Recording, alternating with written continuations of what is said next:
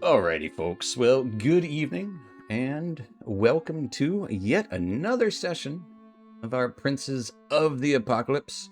I'm your Dungeon Master, Dungeon Mister, joined by all of our wonderful players this evening. What's Jeez. going on? What's up, yo?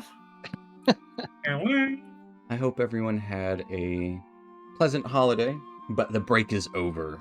Unless you're still on break until after New Year's, in which case, enjoy that as well.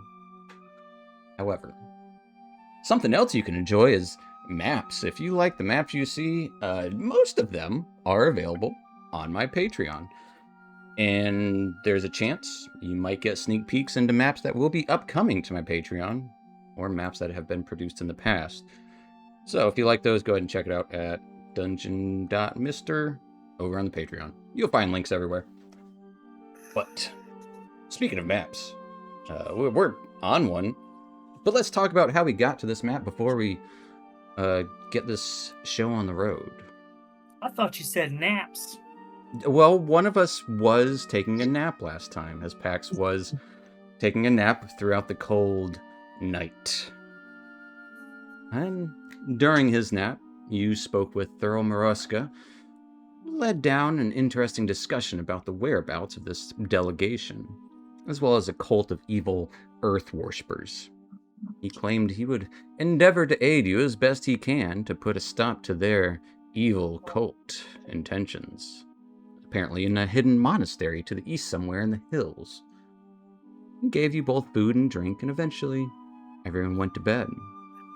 During Furiel's reverie, he had a vision of a shadowed angelic elf, flowing feathery wings, speaking on this new enemy of the earth. However, cold wind awoke most of you. As your fires went out in your rooms, you couldn't get them started again. So you headed out to the dining hall, where you encountered frozen spirits, ice mephits who were more than happy to attempt to freeze you as well. Seeing something was obviously wrong here, you headed up to see Thoromoroska.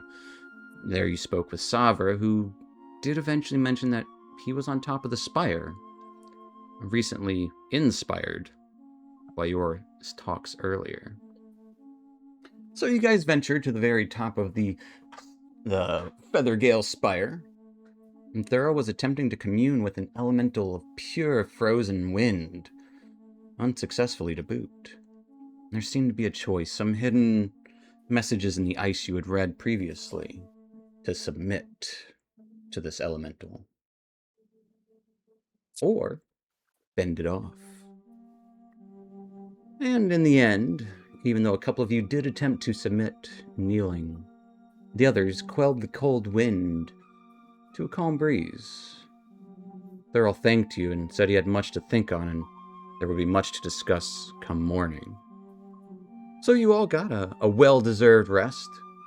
I'm sure you all have more questions than when you first arrived.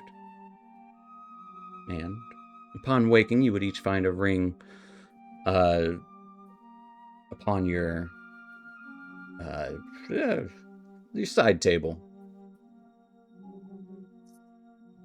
And there would be a knock at your door in the early hours.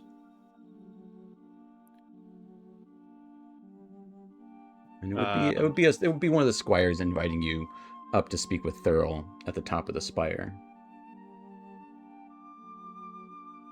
Okay. Zeke will take a good look on the ring and put it on, and he'll follow the squire up to Thurl. And everyone else following suit. It is still early. The night is still slightly there, so it is still somewhat dark. The sun has barely started to rise. And you might get a good view at the top of the spire as well. I assume we just know what these rings are, since yeah, you already, as you rested, you're attuned to them if you have them, etc., etc. Got it. Okay. As a gift from Father Christmas or the spirit of cold or something. You're unsure, but Krampus. Don't look a gift horse in the mouth or a gift. Oh, absolutely not. Elemental. one by one, Yeah, I'll as you follow. would arrive to the top, you would see Thurl in a contemplative manner, looking across the dim distance. There's only a single guard on one of these Feathergale Knights atop a giant vulture, keeping a lookout as well. Thurl barely even noticed you arrived, but eventually raises his eyebrow. Ah. And it is still chilly. Very cold indeed. Cloudy skies for the most part. A little bit of orangish pink creeping through on the horizon. But still frigid. Frost clings to the grass at the top of the spire. And there is still a cold wind in the air. Not quite as freezing as last time.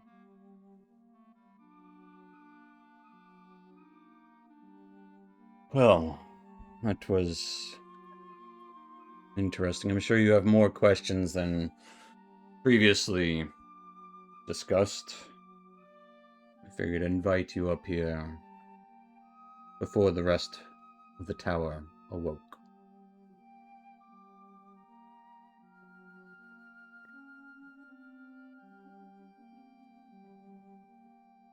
Well, what was that thing that attacked you? It was an elemental. Something I had seen in a dream. Something sent to me. Sent to you. Didn't look like it meant good for you. I think it might have been a test. One of loyalty or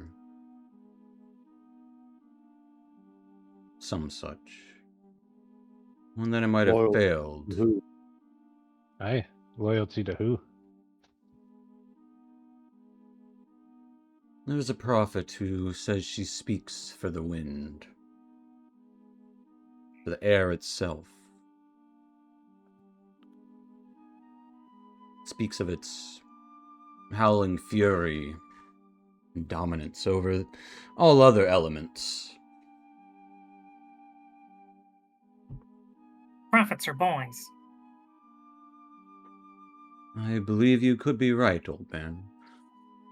I think she was attempting to bully me into following her. I didn't want to admit this last night when we first spoke, but I fear things might be more dire than I had first realized. And how is Aye. that? Well, you asked about some knights that were seen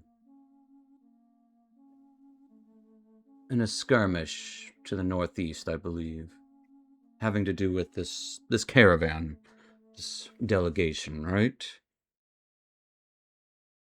Yeah. Correct. That's correct. I may have misrepresented some things.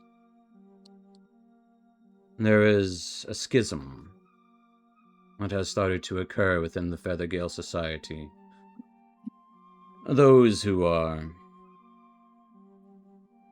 honorable and still want to uphold a code of just and majesty. There are those who have fallen in with this Arisi, this prophet. At first I didn't think much of it, but I think it has become clear.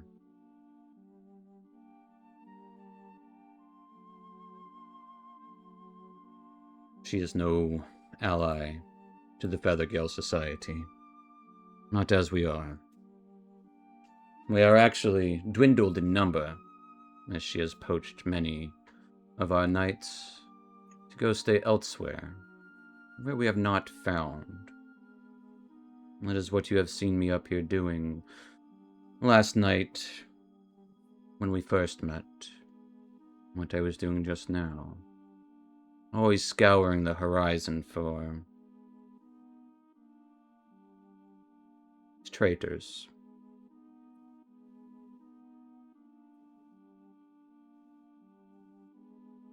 I do apologize for the farce. It is not in my nature, but it is a blow to our honor as a society.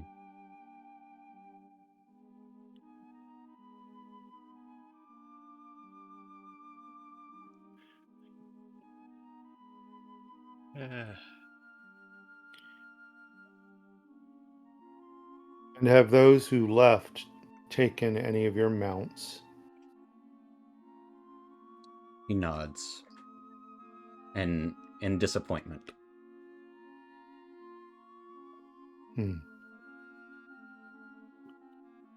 Well, have you asked your remaining mounts if they know where the others are? I have, but there is some sort of secrecy to it. I am not certain. They have seen on the northeast side of the canyon, just across from the spire, near where the stream flows. There's a chasm that they have seen things flank in and out of. Unfortunately, I don't have the resources at the moment to send what few knights we have left.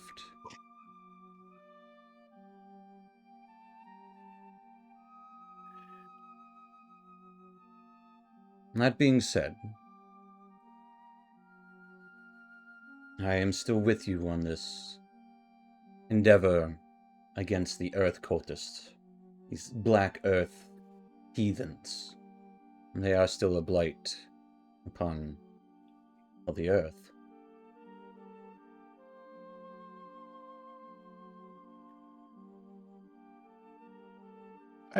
Well, the main thing is the caravan. If it's the black cultists or the delegation, the main thing is the delegation. We'll go through the earth cultists if we need to, and if that's where you said the next place to look, we can head that way. Yes, that is where the delegation would have been taken to. Now, those that came into skirmish with the Earth cultists near the delegation site were those aligned with Arisi. I couldn't say for sure, but there was a chance she took people of this delegation as well. Gets better every minute.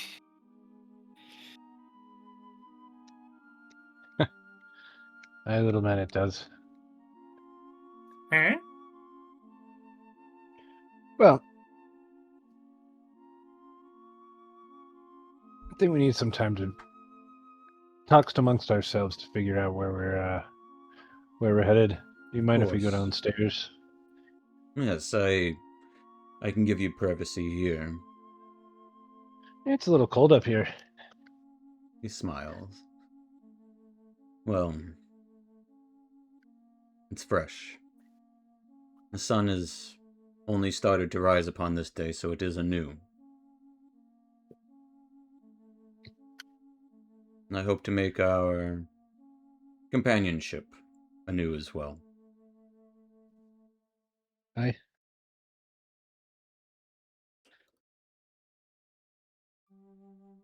Yes. Me too, Talk so. amongst yourselves. Most of the tower is not up yet, aside from the squires below and Diamond here. Motions to the other knight.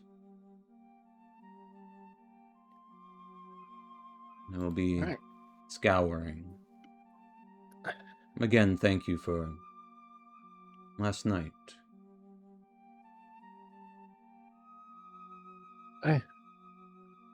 Didn't want to let you get eaten by that elemental. Didn't look like a good way to go. I don't think I would have been eaten. Mostly had the air sucked out of my lungs and suffocated. Well, that too.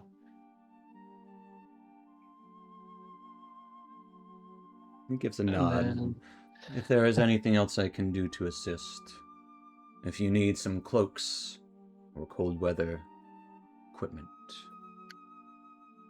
as it seems there is snow still ahead for the day.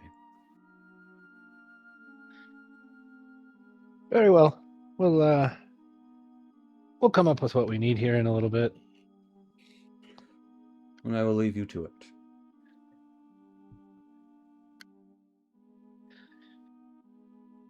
And he'll turn and gaze out at the majesty of the rising sun over the hilly landscape as, the light just kind of stretches along as well as the shadows. So it makes this weird, well, it's a beautiful landscape.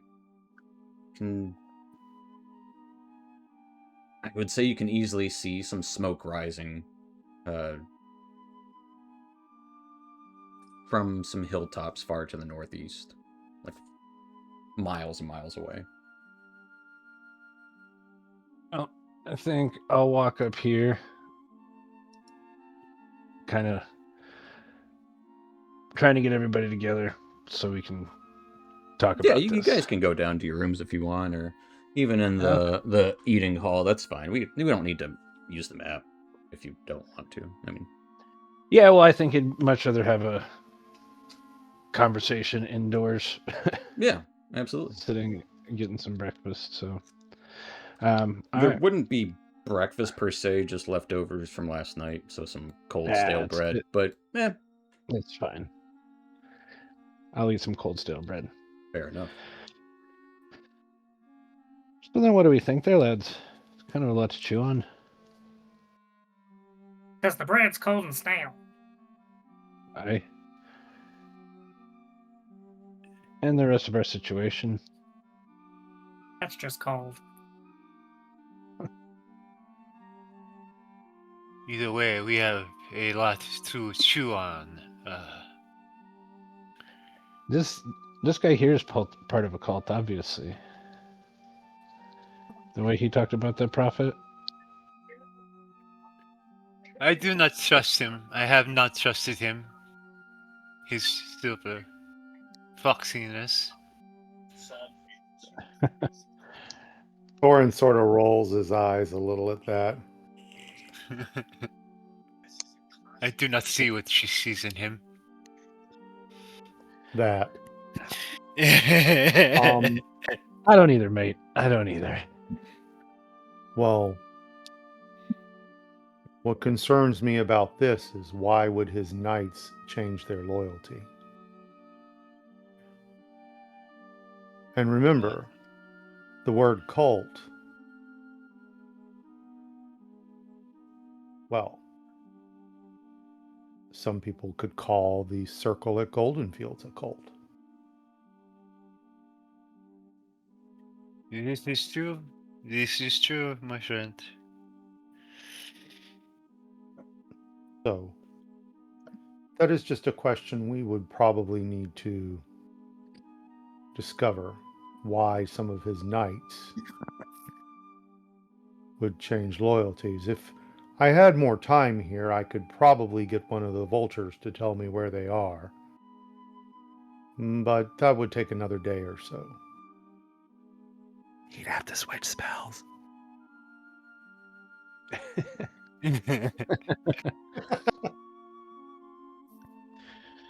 So is our intention to find the Earth cultists?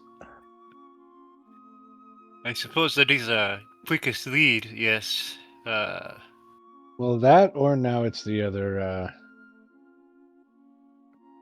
faction of the air cultists. It's this prophet, what is her name? Arabisi? Was that it? Arisi. Arabisi is a character from Oz. Uh, uh, Adabisi. Yeah. yeah. Love Adabisi. Yeah. I wonder if Thurl can provide us a description of her. Torin not so subtly looks over at Lucky. So we have a couple questions then.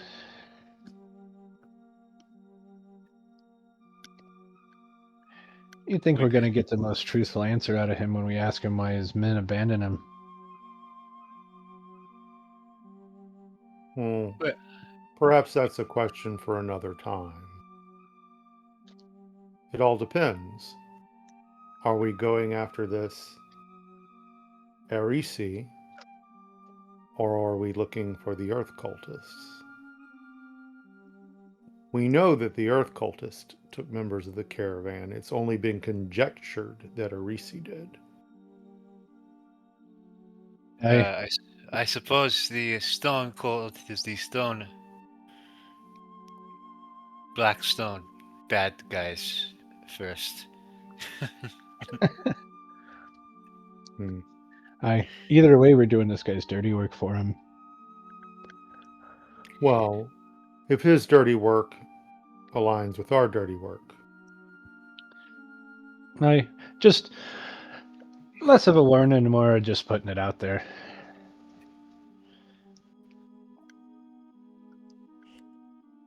Well, But I think the Earth cultists are our next best move. Unless anybody has anything left here to do. It's only my conjecture, but if there is one person who knows about the silver fox in this tower, it is, well, Savra. Perhaps she can answer some of our questions. You know, that's not a half bad idea. You seem to have a bit of a relationship with her. and I Yes. thought I was the one with green eyes.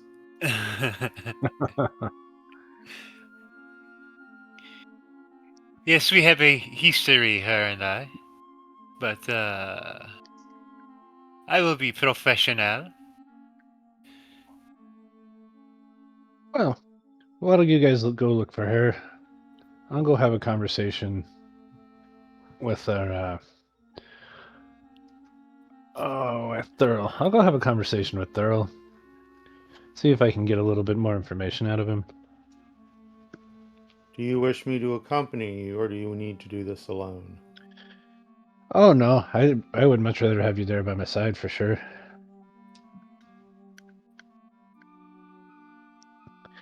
Torin, You're wiser than you look there sometimes. I don't look wise. Sometimes. Torin like shuffles his beard and he's trying to brush it out with his hands and make himself look a little presentable. Hi. You look great there, big man.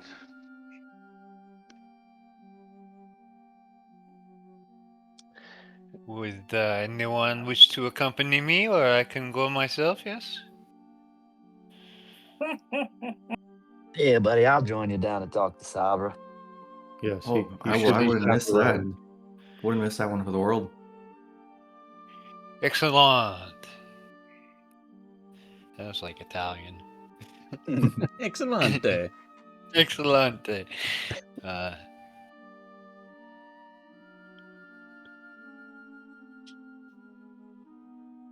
So some of you guys are going to speak back to Thurl. Others are going Yeah. to speak to Savra. So who's going to speak with Savra? Zeke, Benji, Lucky. Split in half that way, and the other three going up top. Works for me. All right. What Savra's apartment would be on the way up top, where you met her last night, on the 4th floor, right below the spire. Let's say Zeke, as you knock and get yourself ready. Is there anything you're doing to prepare yourself for this conversation with Yeah, Savra? he will. He'll spit in his hands and smooth his hair back a little bit. Maybe he'll straighten out his little goatee a little bit. You know, brush his clothes off, Okay. and he knocks. A moment would pass before Savra opens the door. It seemed like she was halfway getting ready for the morning. Mostly dressed in like the Under Armour garments, like the padded stuff that you would wear underneath a breastplate, and but she's already up and at 'em early in the day. It seems already wide-eyed. Oh, good morning, Zeke, and company.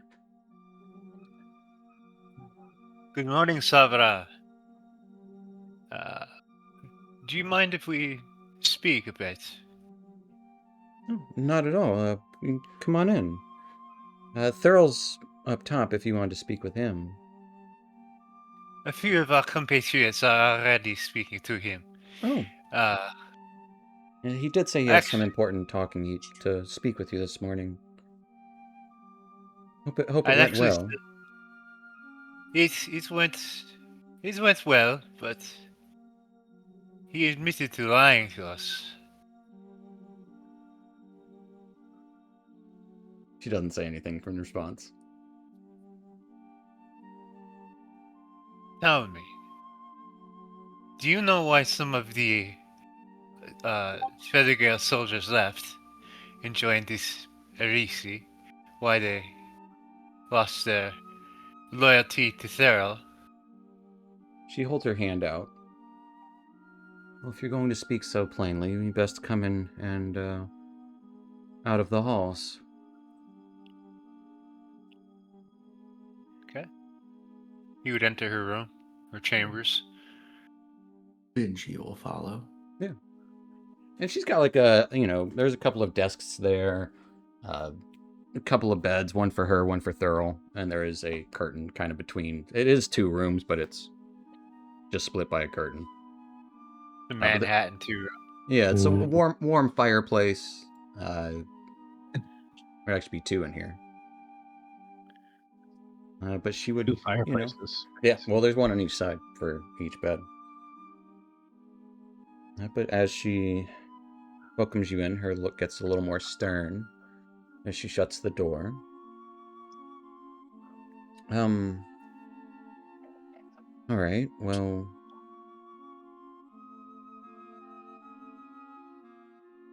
I'm sorry, what was the question again? I was a little taken off guard. I wasn't expecting that sort of questioning in the morning. To know that we can trust Thurl, I need to understand why half the soldiers left him and went with the Prophet Arisi.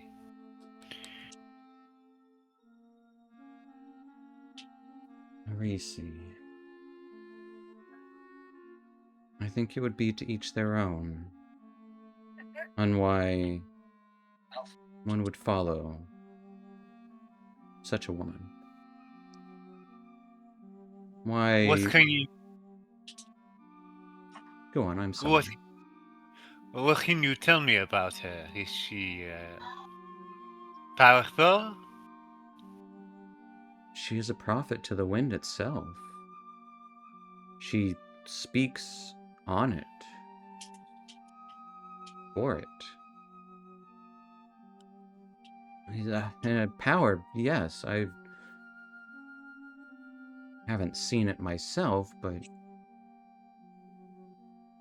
from what I've gathered, she is a force to be reckoned with.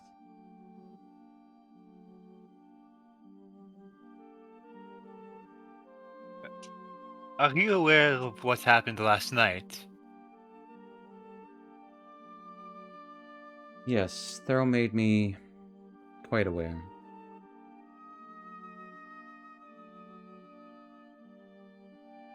It bothers me that he was up there. It seemed as if he was communing with that spirit. He was attempting. But it would seem he failed.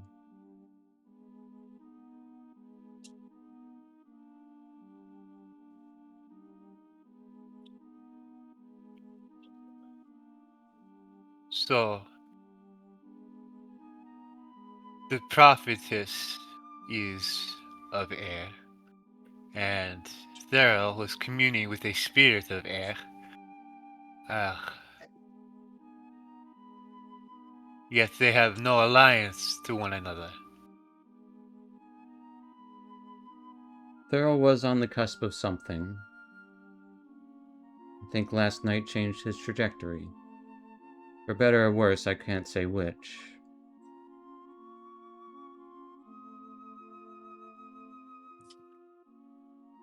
And are you all right with what Thurl is doing?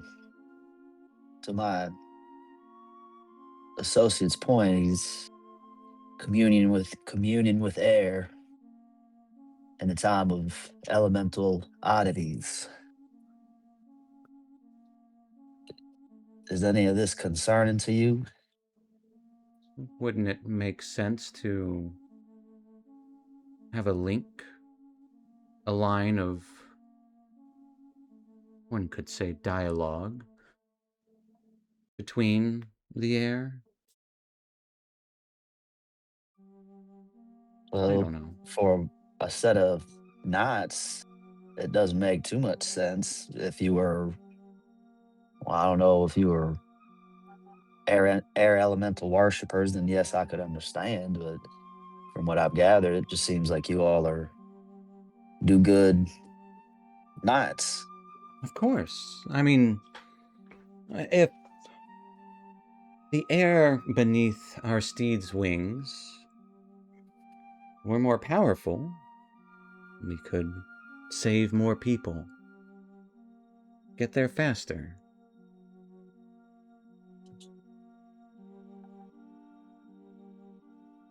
But,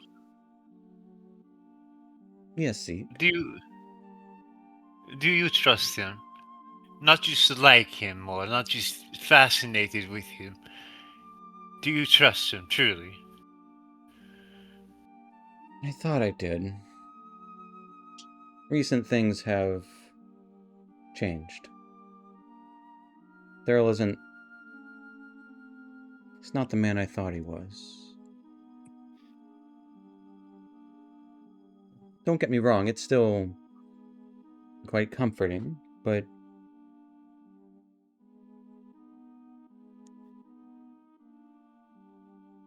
I feel like he's lost something.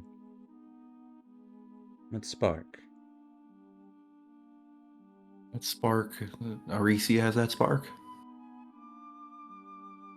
Well, she could control it, if he were to have it.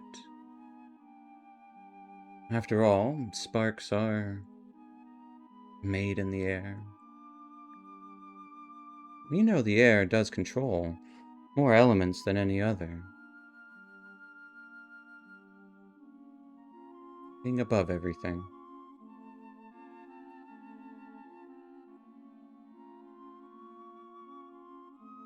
I think all the elements should be working together. Harmony and all that.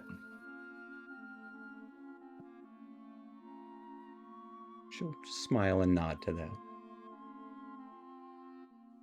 It's a happy thought.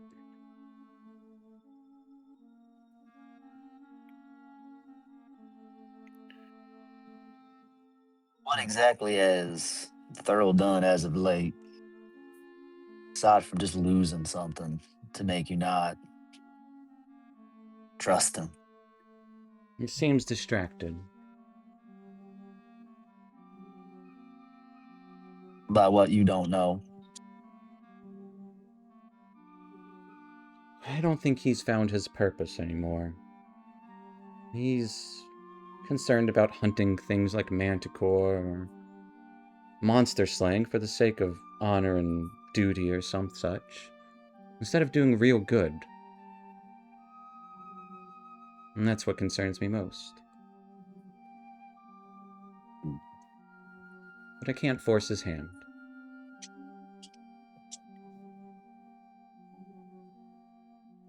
I see.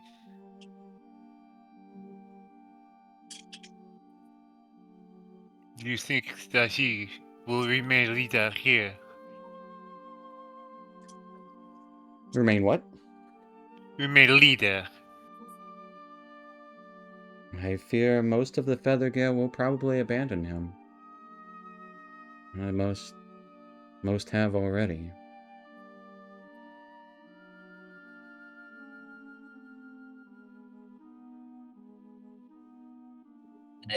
He thinks that they're at a chasm north of here. Does he? Hmm. I don't know everything, Thurl knows. We may share a bed, but we don't share all of our thoughts and secrets.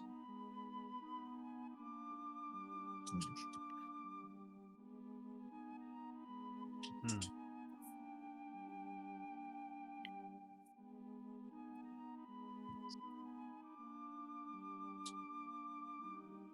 Well.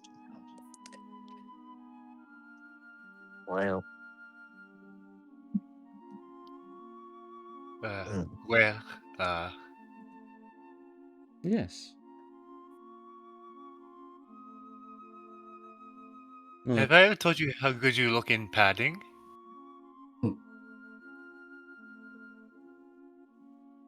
yes, Seek, you have said that many times before. I just wanted to remind you. Huh, yeah, you did. Give me a persuasion I- check.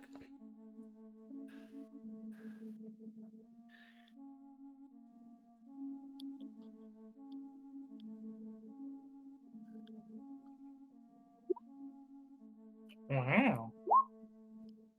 Not at advantage. With an 11. Well, I should be getting ready for the day. A night's duty is never truly over.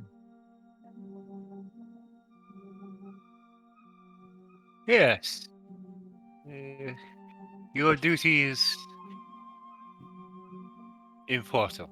And I would not keep you from it any longer. I agree. But should you need anything from me, just let me know through a holler, whisper, note, anything. Just let me know. Of course. That's good to hear, Zeke. Farewell, Sarah. She just kind of nods and motions the rest of you to leave.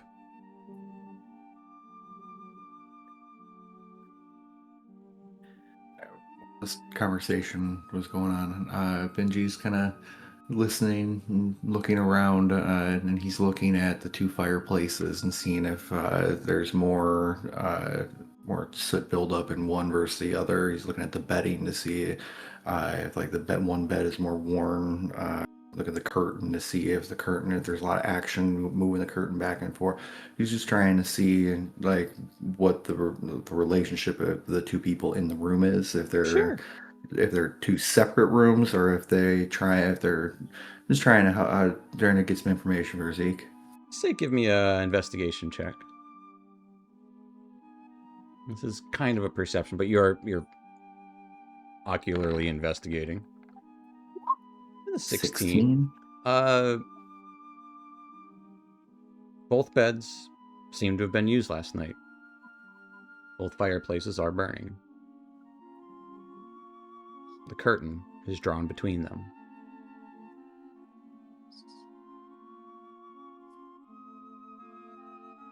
Okay. Make from that what you will. Yep.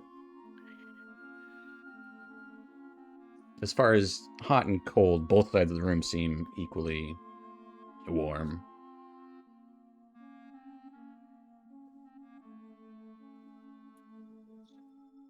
But as you are let out back into the the hallway / landing for the near top floor. The others arrive to Thurl once again as the sun is rising up. There would be a small flurry coming down at the top of the tower here, as he would be looking through his spyglass.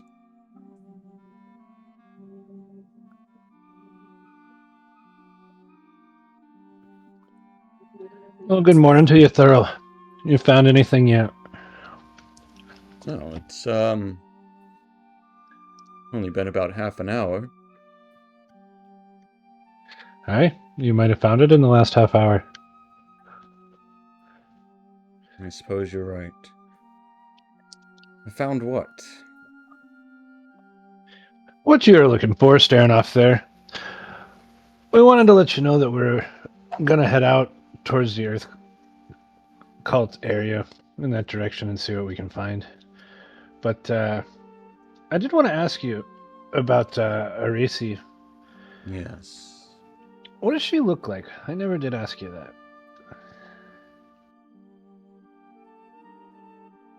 All I've seen is a silhouette in a vision.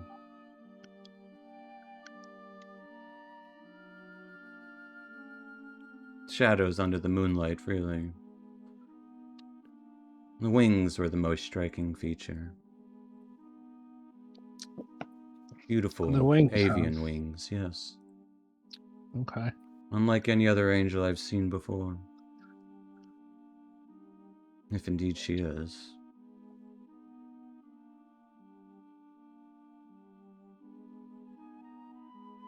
Why do you ask? Just curious. She seems to be as involved in this as anybody, and I would like to know what I'm looking at if I do come across her.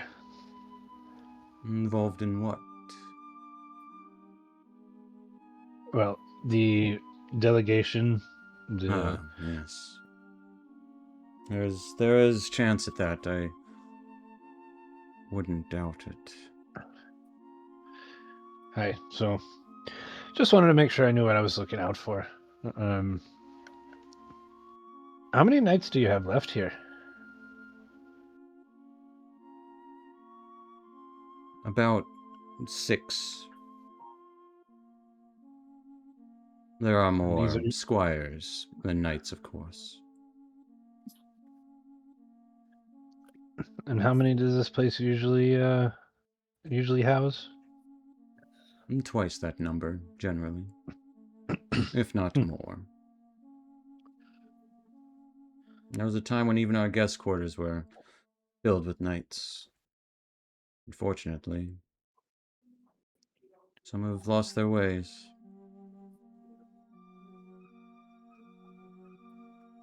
It seems like more than some.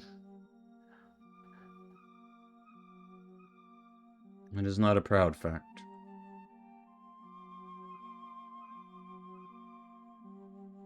And what have you been doing to stop it? Are you just letting them go?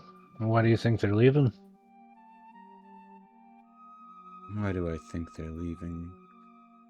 Probably from some false promises of generally things like power, which she promised me.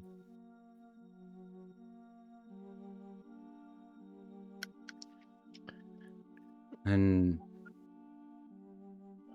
I will not stop someone from making their own choice in this world. I feel like that would be... I'm not here to enslave anyone to the knights. If they do not want to uphold the honor and the code, then that would be on them. And I would happily not have one like that in my ranks.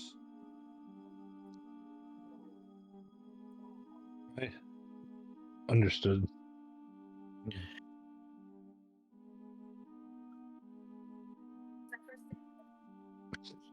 Kind of I've turned never- to Torn and see if he wants to ask him a question.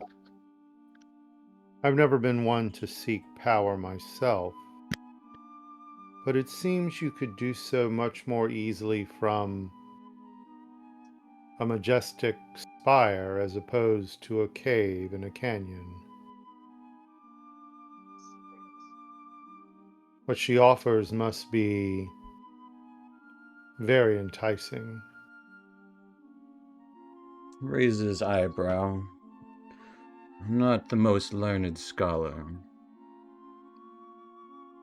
but I do know that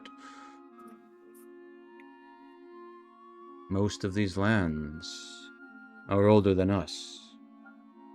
Many hold secrets beneath them. I would not be surprised if... Nay, I would probably stake that there is something of import. He'll look down to Orsic. Come to think of it, my history studies are correct. There was a great kingdom of Tiarbessel in the Sumber Hills. Aye, I've heard of it.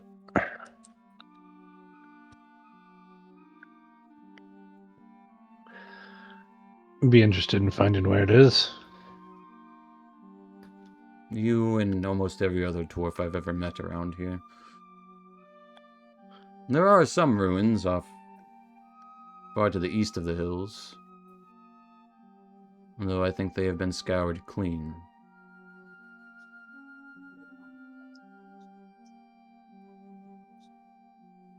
Well, keep an eye out for us.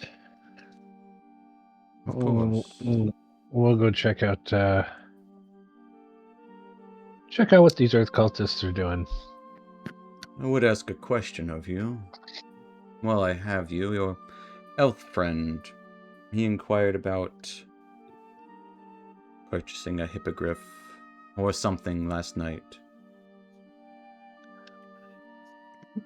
Aye? And then he spoke of griffins. Yes, he did.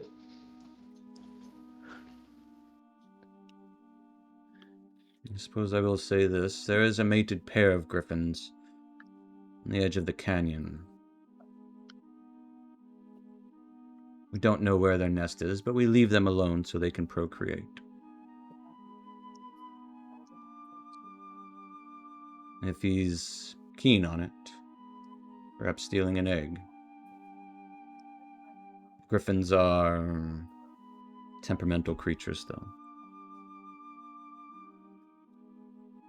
If you do, I imagine that. please do not harm them.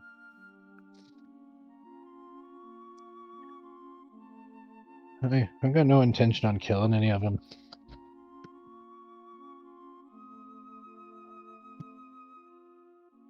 I just have an interest in getting our hands on one. Griffins and hippogriffs are fine beasts indeed. Wild. Kind of looks down for a moment. Or even a wyvern. That would be something. You got one of them around here? Oh, we have slain one in the past. No, they are not creatures to be tamed. Not to my knowledge, at least.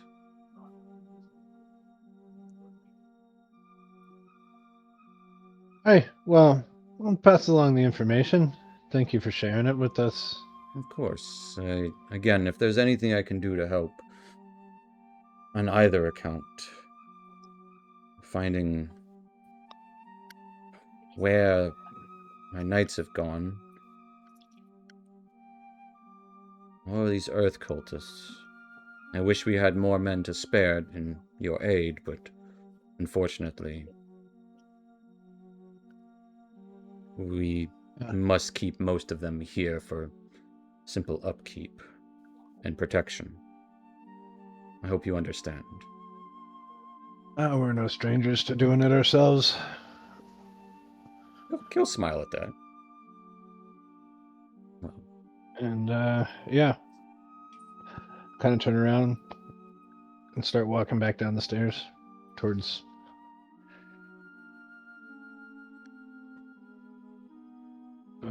towards Lucky and them. Be like, all right, Yep. guess it's time to head out.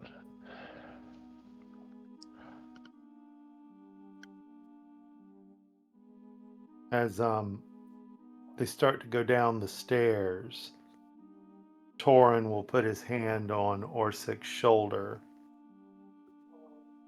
and say, I think we know who Lucky's angel is. My friend, I think that's as close as we're gonna get right now. Well, I think we also need to attempt to understand what she is.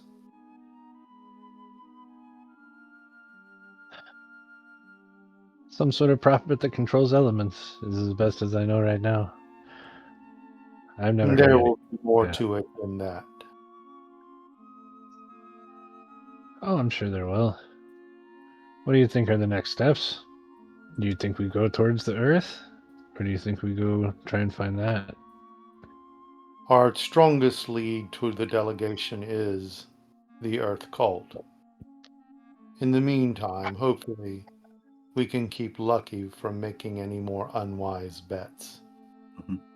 And how much of this conversation do you want to make it back to him?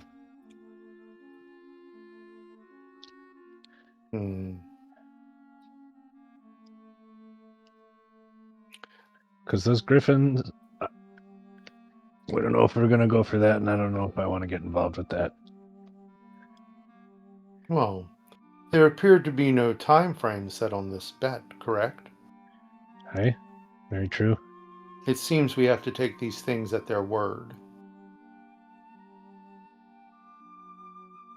I suggest we go find these Earth cultists. I agree to that. If the time comes, Torin sighs deeply to the point where everyone feels it around him. I could probably obtain an egg if one has been laid. Without causing too much of a ruckus. I would hope not. Heard stories of people stealing eggs from griffins. Didn't go very well. Well, this wouldn't be a person stealing the egg.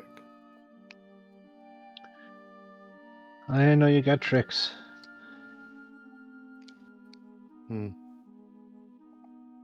Anyway, we'll see how that unfolds.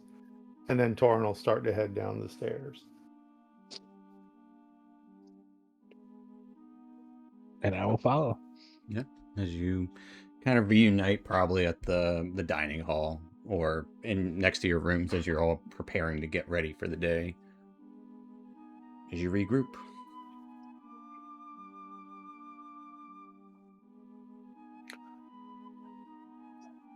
Lucky would like to go find Benji, if at all possible. Like, Well, Benji was right there with you whenever you guys went and talked to Oh, Zeke's old so flame. So before absolutely. before they get back down there, Yeah. I like to go up and have a little chat with him. Hey Benji, yeah, how you doing? Oh, I'm hanging in there. Yeah, me too. I couldn't help but notice yesterday that when I was talking about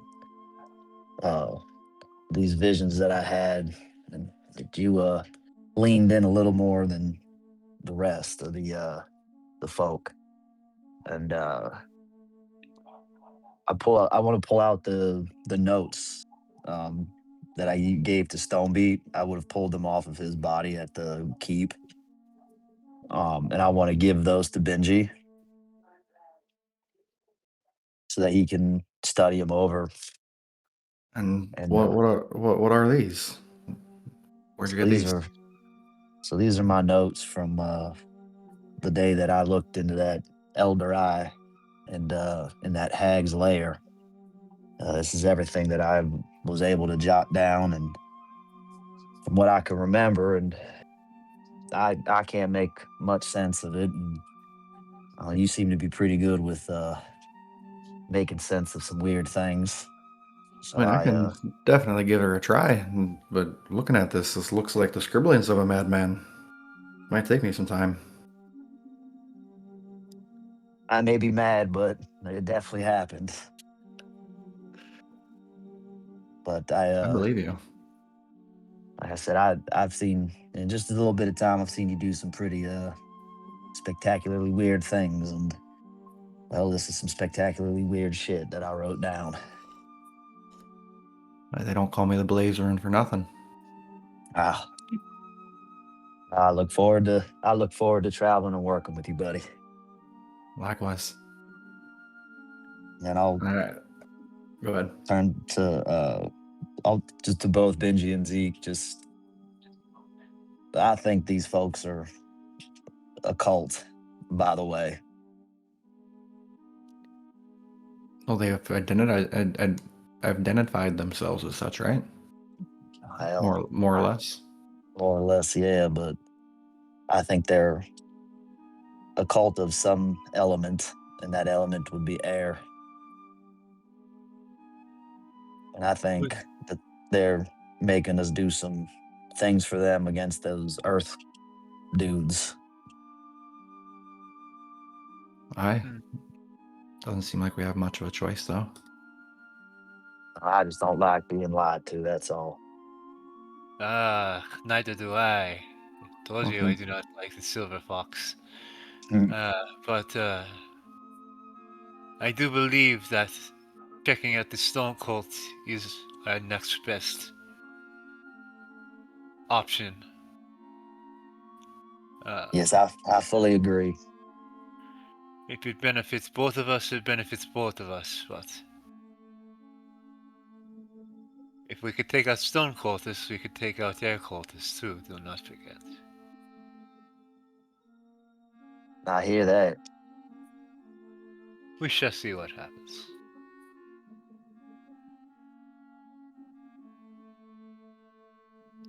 I would say as you say that, you would all regroup in the main hall.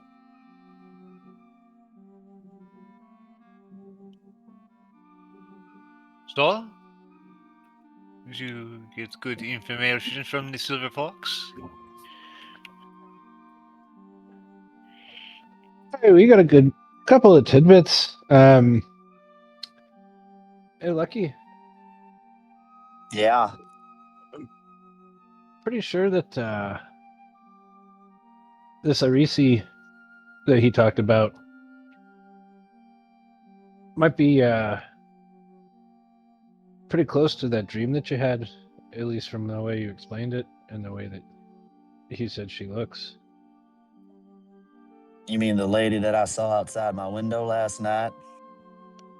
Aye, that would be And the the one. one in great. Now I'm being followed and stalked by a prophet of air. Boy. Just stick close to us. We'd be all right. Why can't I it just won't let be you. a normal, beautiful elf woman stalking me?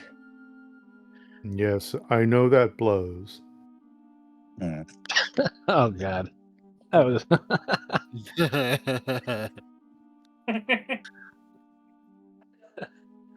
Well, I at least she isn't disgusting. Lucky just walks away from Torin. just gets as far away from him. What? What did I say? Orthica's cracking, like belly laughing. It's the best thing ever. So, Orsa kind of catches his breath and be like, "Well, as far as I can tell, that I've talked about with Torin here, heading up to the Earth cultist area and checking that out seems like the best course of action for now." Yes, you seem to have come to the same conclusion. Uh, after speaking to Sabra for a bit, I have. Well, perhaps we shall find a better place to talk about it than the main hall. We can talk about it on the road. Aye.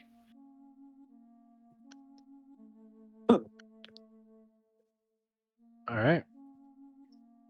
I guess we want to get our shit packed up, get a bite to eat, take a shit, Yeah, and then and they'll give you some cold weather clothes, because it is cold out. Should you want like a big heavy coat or a cloak or something. I'm not gonna say And no if to you need that. rations, they do have rations too for food supplies. So they would stock you up before you leave. On Okay. Thurl's command. Take the cold weather stuff. Yeah. Yeah, I'm definitely putting. Yeah. 'Cause it's definitely snowing out. As Definitely wear some of that. Yeah.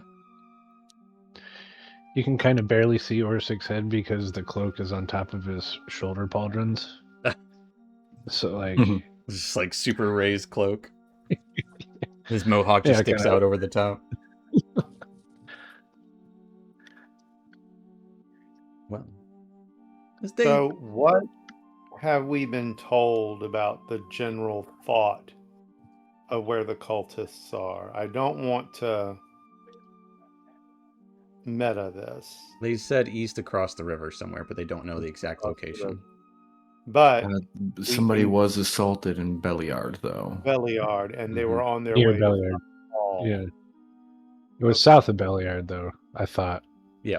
So we've been told by them that it's on the east side of the river and it's south of Belliard. So like, it's not. It's somewhere in that area. Seems like a good place to start. So if we take the Lark path north through the hills, head over to Belliard and head south, or do we want to go across the river? I mean, We could cross there. I mean, we got a ring of water walking, right? well, that only works for one person. What? Not if I have a 100-foot rope. I just cross and throw it back over. Somebody else can put it on, and we can just. Well, we can conquer crossing the river one Oh, way I'd or be another. excited to do that, yeah. I mean, probably going through Belliard and back down is going to add a day, right? Well, travel will be faster on the path True. as opposed to going through, at Yeah, least but for some of us, going But through it's the hill. boring on the path, though, isn't it? Take the path Oh. less beaten. Sometimes it is less boring on the path. I was say, so do you want to cut across here? I'm used to traveling in the hills. It's in my blood. I can do that.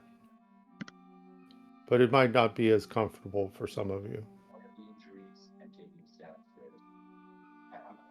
I, for one, welcome the challenge. I've traveled all around. I do not mind. Let's go. So how dangerous are the hills as compared to the path? I would imagine that was something Torin would know. You can give me a history check. I'll give you advantage because you're local.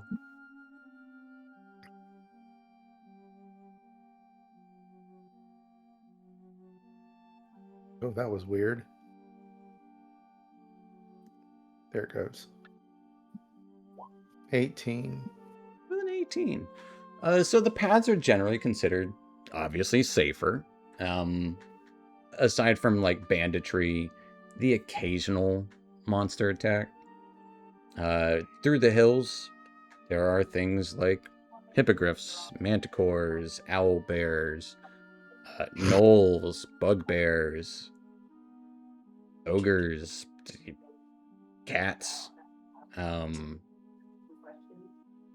So they are more dangerous. You've even heard the odd wyvern flying about, although it usually stays away from local civilization.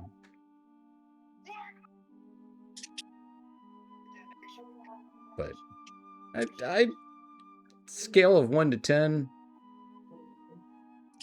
twice as dangerous as going on the road. Okay. And the roads have been more dangerous lately than ever.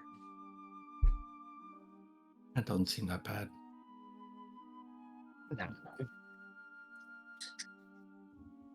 Then the hills it is. Yep. I wish we had a bard with us. Be alive at the sound of music then. Indeed, indeed. You could sing, Thorn. Oh, no, no, no. My first cousin is a bard. Perhaps a bit of his talent is rubbed off on me, yes? I give it a shot as we walk. And I believe there is some other stuff you wanted to talk about while we were on the move. Not Oh, in the yes. home.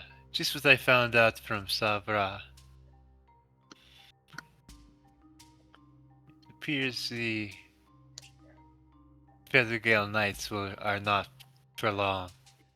Thurl's quickly losing support.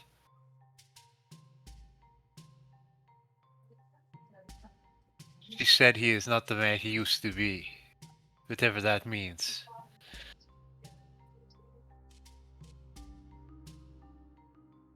He just needs to get snapped out of it. Performance anxiety. That's what it seems to be related to performance. Everything is about honor and courage instead of actually doing some good. It is at least what she said. Well, it fits with kind of what we've seen. He does seem very concerned about it, but not doing much to help. No. No, he is not. I do not know that he can be trusted still, but...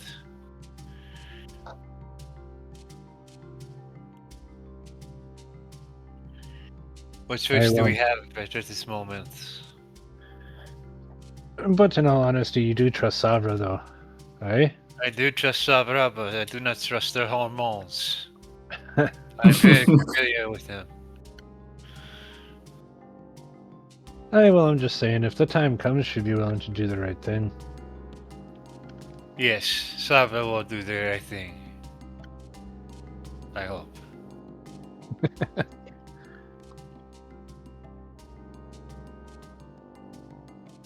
As you guys are traveling, you will have to, if you're heading east, you will have to cut around the canyon because it does stretch to the north a little bit. So you'll kind of like go like up and then over. Yeah. But as you're traveling, what's you traveling like? Who's like, are you guys just walking along? It is snowing. There isn't a heavy stick to the ground, but it is sticking to the colder rocks and such. How are you traveling? Are you all packed together like sardines? Or are you spread out? Or some of you just kind of talking, lagging behind, or running forward? You guys tell me. Yeah, I mean, Traveling like sardines would be a bit too fishy. Mhm. I mean, I was next to Zeke. Me and him probably making close to the same size steps, trying to. He's So is he's half anyone- your size, at least. Oh, I understand the pain. Not as much, but I've been there. Is anyone scouting or taking point? I can do that. Okay.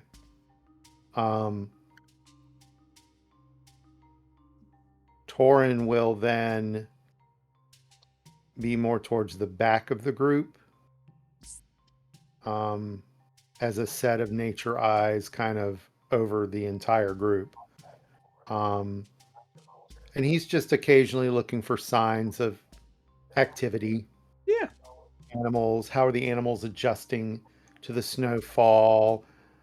Signs of undesirable things, stuff like that. What about Pax and Benji?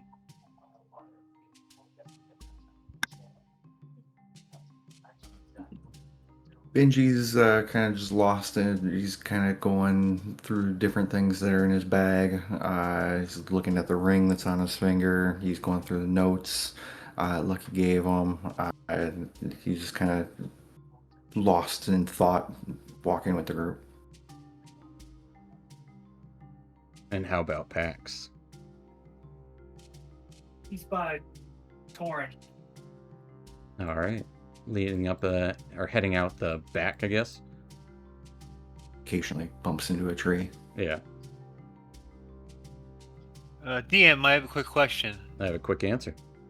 So this ring of mind shielding, it says that creatures can telepathically communicate with you only if you allow it, and that's all it says.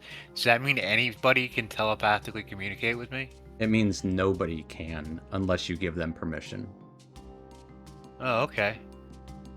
It means no one can invade your thoughts. No one can read your thoughts. No one can know what you're thinking, or even know your location.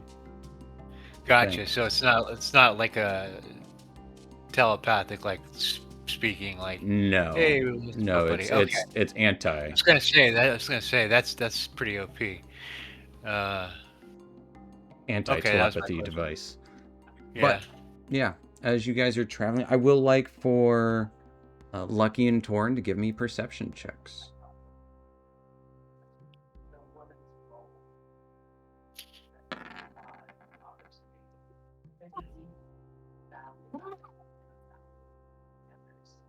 $15. All right. I would say Lucky kind of scouting ahead. You would, as you're heading around the canyon on the north side, still see Feathergale Spire in the distance through the snow. You would start to see occasional odd markings on the ground, like worked stone that has been like stamped and trampled over many times, or old pieces of worked stone that are just scattered about.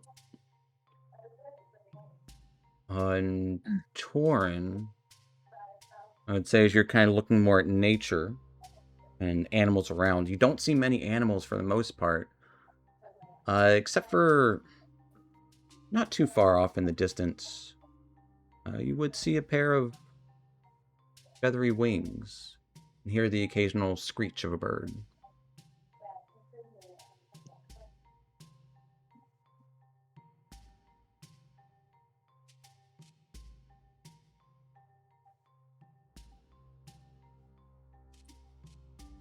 Do with that information what you will. Mm-hmm. Just continue to keep an eye on that.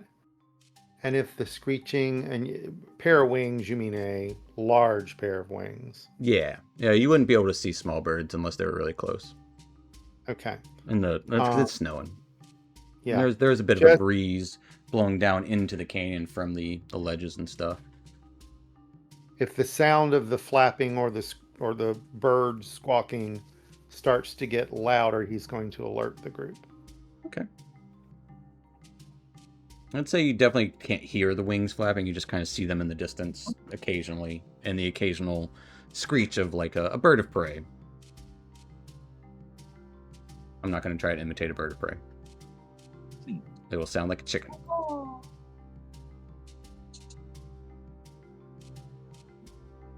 Can I look at the worked stone and the markings and just see, like, is it made from, like, tools, animal like claws, or something? Yeah, give me a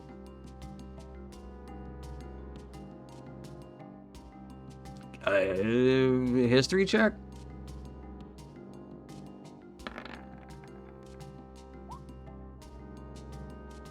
You're not sure what it's from. It's old work stone.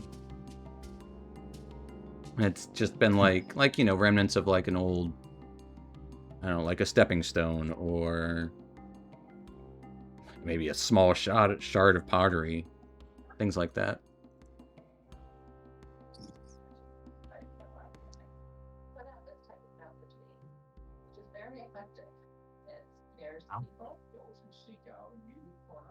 I'll chalk it up to litter and just say, keep moving.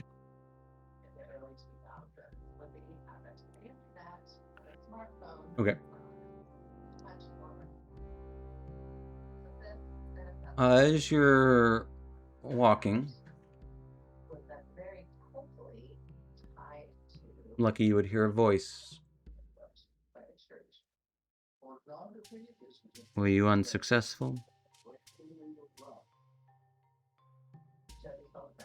I'll just start looking up and around, like like, like crazily, and just ignore it and keep walking. The Hippogriff. Were you unsuccessful? Can I? So I'll just think to myself, not unsuccessful, still work in progress.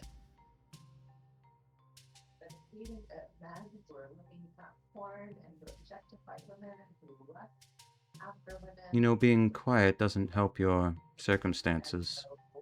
And then Lucky will just say, "Oh shit, no, not unsuccessful, still working on it." What you working on? Oh, this Havoc dude, he's back talking to me. I don't know what he's doing, but he just asked me if I was unsuccessful, and I thought he was in my head, so I thought, no, not unsuccessful. So I had to say out loud, still working on getting him his damn bird. That's one of your wagers. Yeah, he's one hell of a loan shark, man. It was about 10 days ago, and you would all start to hear the voice. You ain't I'm never here. give me no time limit. And perhaps I should call in the second favor. I'm hearing What's the the voice in second my head favor, too. Havoc? I would like you to meet with someone. Oh, I like meeting people. Ooh, Someone important to me. they got a name? She does. I just call her Well, mistress. Mistress. Where can I find Mistress? You see, the thing is, she needs to see a hippogriff or griffin.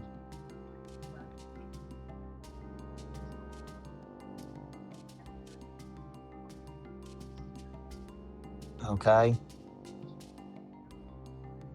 So in order for me to do the second favor, I have to do the first favor. That would be Or bet. correct. You are very astute. And you are very annoying. Hey, you both can be right. Look at that. I am not the one who lost a wager. Yes, I am aware I lost. All right, Havoc. I was trying to So be she- helpful when we first met, and we wanted to do a bet. I thought I was doing And- both. Mistress needs to see a hippogriff or a griffin. Okay. It's like I have to. Griffin okay. is So I have. second best. Well, buddy, it's looking like griffin. Yeah, you are lucky I am giving leeway on that. Mm. Yeah. Where's the best spot to find this hippogriff? He wants There's hippogriff. one in the Fezagil Spire, as I mentioned His so in long particular. ago. Yes, I know He- you did. Is there he another wants- one that we can get besides stealing it from him? No. Not that I have seen. And it has to be alive. A live griffin or hippogriff. Preferably, yes. I would just like to say that I have no problem stealing the hippogriff from the fox. Thank you. Unfortunately, there's not a bet with you. It is with the elf here.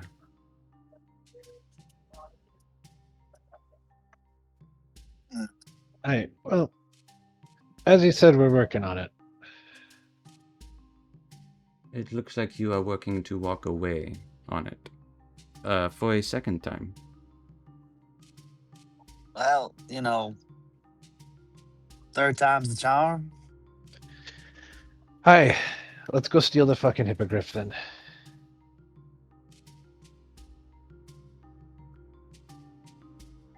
I told you the Well. path was boring. Oh, Perhaps you are I don't not think we have much other option the right heroes now. I thought you were. Aye, perhaps not. Adventurers. Yeah, you and I have only just met. You do not know what I am capable of, my friend. and I can't pay my way in gold or anything out of this bet. That is not how bets work. Well, sometimes. I have no use for gold. Well, worth a try again. I'll start into the group. Just be like, what do y'all fellows want to do? And I'd say at this point you would see Havoc sitting down on a nearby rock. Oh, it seems that Havoc wishes to hold you at your word. Am I correct? An AI hedge fund. Yeah. He looks to Havoc to see if he acknowledges that. He shrugs and nods. Of course. Then you hold him to his. He still has quoted no time frame for this bet. Has given you a vague moniker of mistress. Has indicated a griffin or hippogriff. Well, there are many ways to look at a griffin or a hippogriff. That is me being lenient. As I would prefer, as would she, a hippogriff. And I said, barring that, a griffin would be good.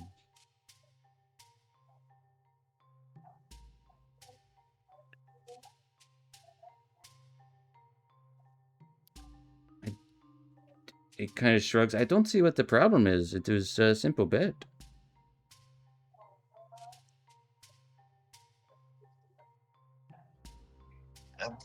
No? I just say we If go it fucking said- do it and get this guy off our back. But then the second promise task. And we can meet this lady that's somebody Yes, with some... Do you have a location where we could find her? It's not very convenient to be walking around with a hippogriff following you. I do. When you get the hippogriff, I will tell you at that time. Until then, I would not give a location to something so important to me.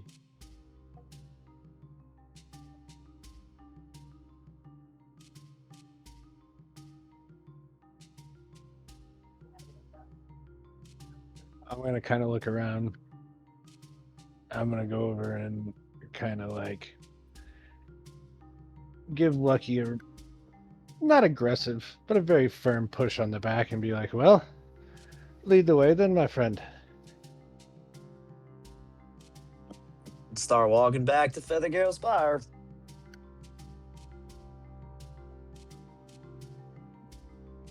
All right. So you guys just turn right around. Actually, you know what? No, I don't. I just walk right by him and just continue to the Earth cultist. The ones that you don't know where they are.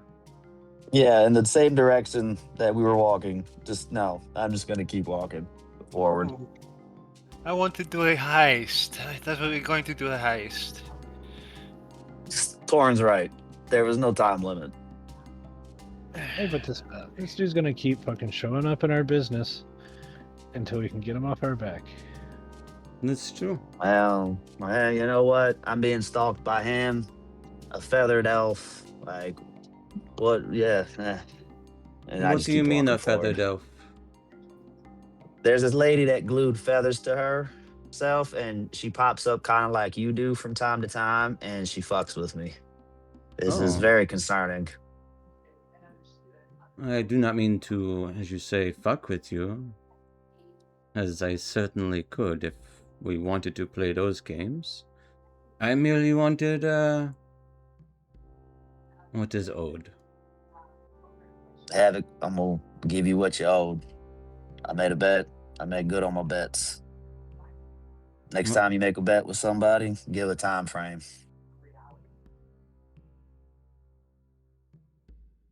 I thought I was being nice. But I can see that that does not work with you. Perhaps next time I will not be so nice.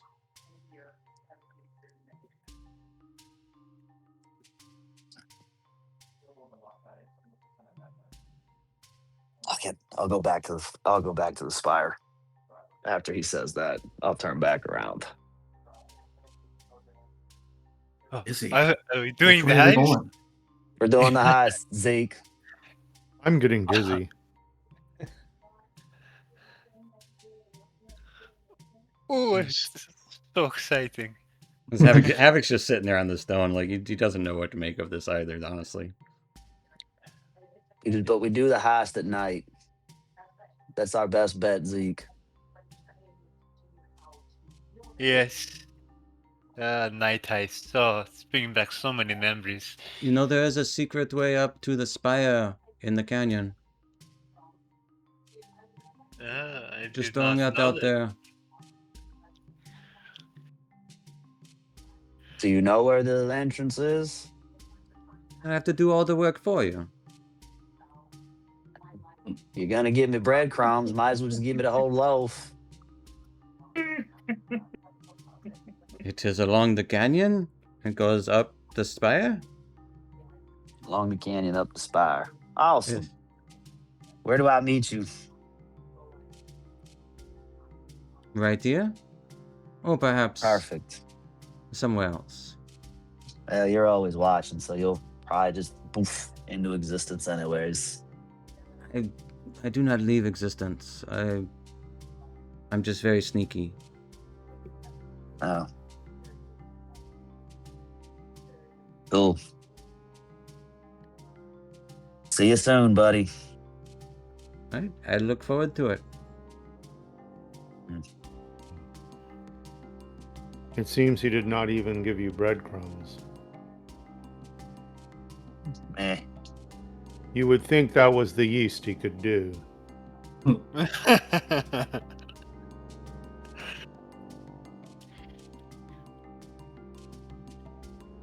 You all take 2d10 psychic damage.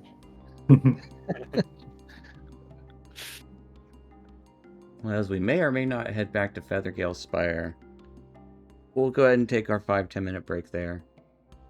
So stay tuned, folks. Stick around. We'll see you in a minute. All right.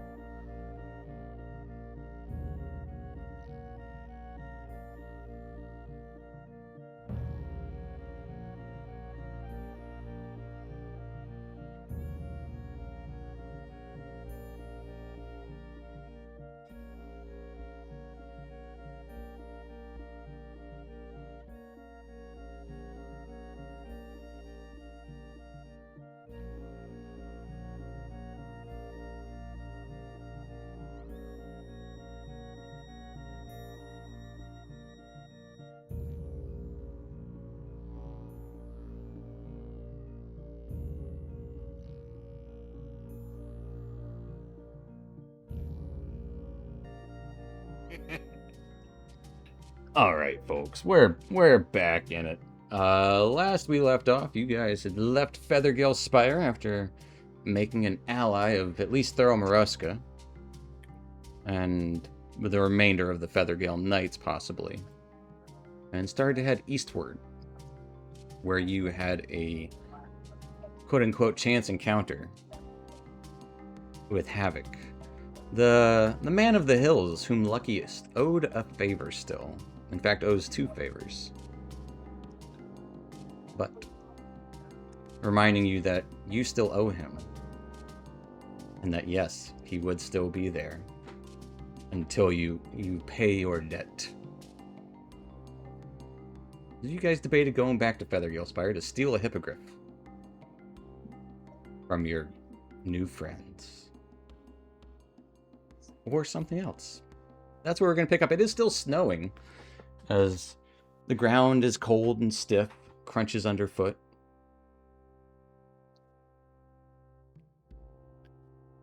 So I'll kind of run up, whatever, walk up to Torn and be like, should we tell him? You want to go get the egg instead? We can't steal our new ally's prize steed. Hey. That's kind of what I'm getting at. And I may have seen one of the griffins in the canyon ahead. I don't Well, like this. I suppose stealing the hippogriff would be very complicated. And I guess Daryl is not so bad of a guy.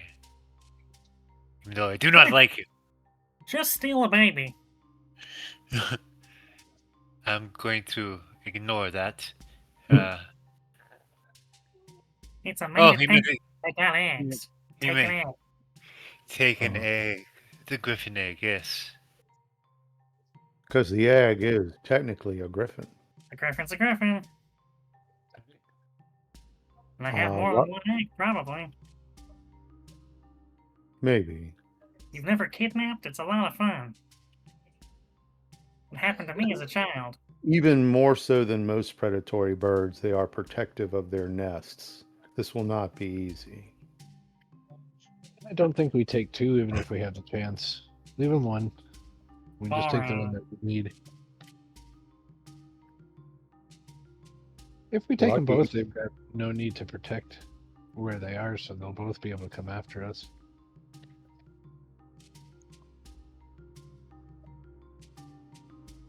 Lucky. Yes, Torn. I think we need to take the griffin option. That would be amazing. There's a mated pair somewhere in the canyon up ahead. But I am concerned about how the conversation was worded. Is it your belief that you have to be the one to make the theft? I don't know.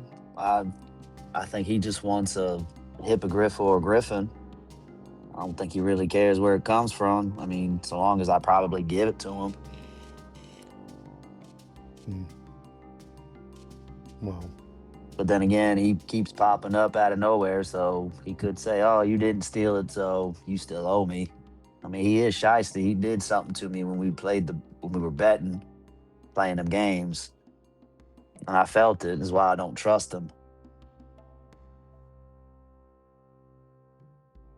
Do you want to talk?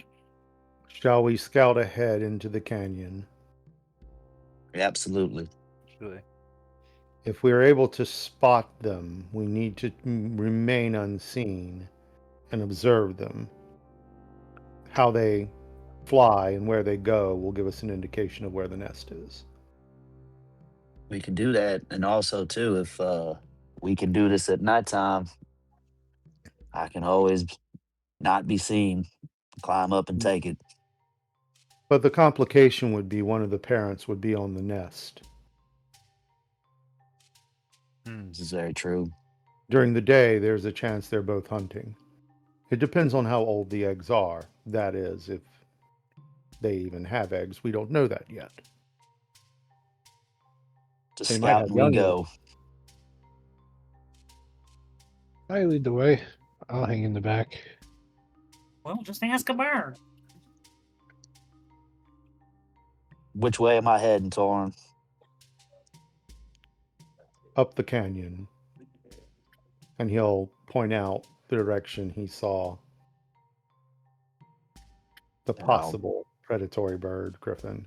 All right, that was a little bit ago, but going in that general direction, Again, cold. But at least you guys are all dressed appropriately. As you shift direction slightly southward towards this canyon area. Who's leading the way and how so? I guess I will.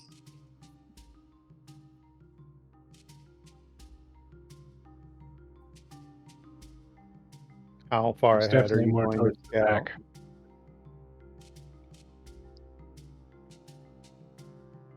Those two things at Say that once. How far ahead are you wanting to be? Heard that part. Are you talking to me? Yes. Yeah. Uh, till Torin tells me to stop. I'd say no more than 60 feet. That's where we're at. And we should hug the wall of the canyon. We might be less visible and able to take advantage of cover more quickly. Sounds good. Suppose if the canyon goes south, something like hug the west Yeah. wall of the canyon and just kind of and stop frequently to observe. Stop Yeah. about every 15, 20 minutes and to observe. I would say kind of going down into the canyon, it is winding, as kind of finding one of these almost crevices to take a path down instead of like climbing a cliff, because that's dangerous, as it is like a couple 100 feet tall. As you're starting to head down this path, I would say both Lucky and Torn and Pax would notice maybe about 70 or so feet down, there does appear to be some snow-covered markings. And by markings, I mean scrawlings.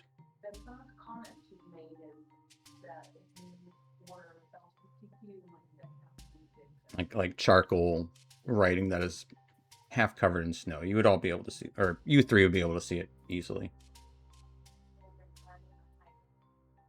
Is it in any language? Uh, Or is it runic? a little bit of yes and no.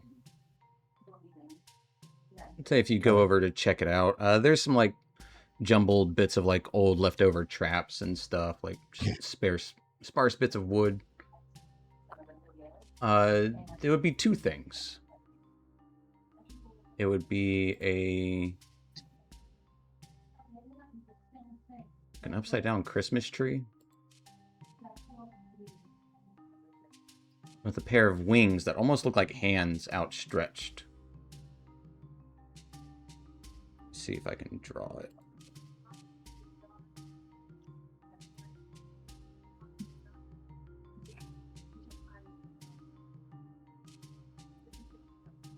Oh, it doesn't want me to draw in there because I'm not on the right thing.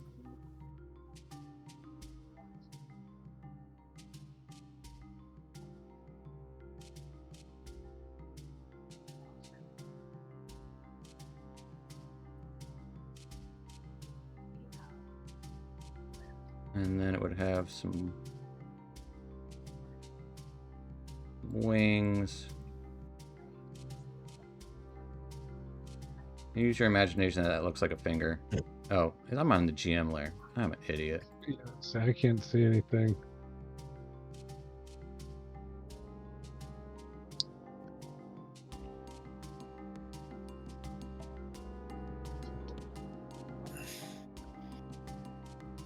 Almost like a turkey when you draw the hand turkey things. That's more what the wings look like, honestly.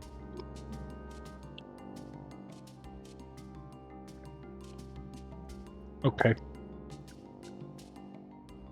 In like red.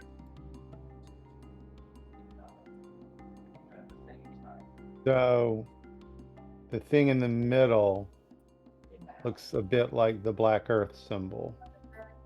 Not too dissimilar. Oh, okay.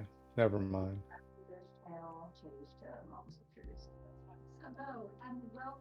It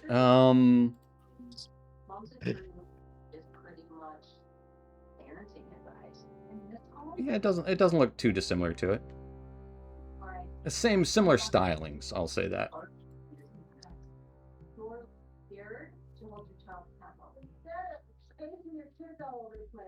We're hearing a whole conversation, Orsic. Sorry, that's the TV done.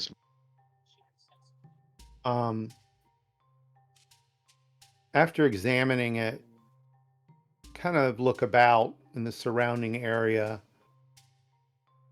Examine the ground, any large stones near it.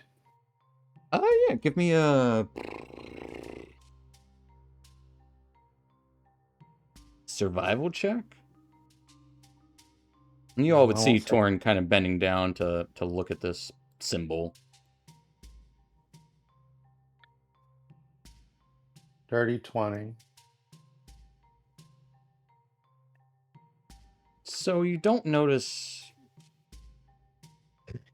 You notice actually a couple of things. The first thing would be it seems like you're almost on a pathway heading down into the canyon. Like a used and worked pathway. Like one that has been used by animals and or people. Okay. But with a 20 survival, you would notice nearby small tufts of fur. Kind of just clinging to some of the rocks underneath some of the snow, like, blowing around. Oh. Kind of try to catch the closest tuft and examine it. Give me a What nature animal check. it-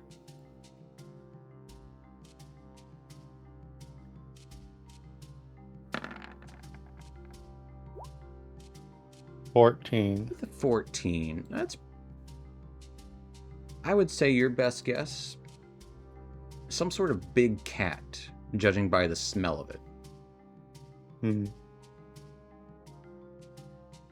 Okay. A little musty. Has it been here for a little bit? Few days, or is it more recent? I would say more recent. Hmm. I would say looking Torno. around nearby, you might even see the occasional large cat paw print in the snow.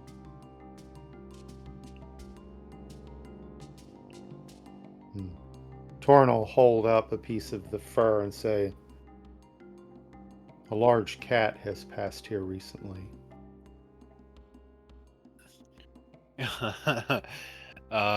Zeke will say, exactly how large of Le Chat? I hope it doesn't mistake you for a human child.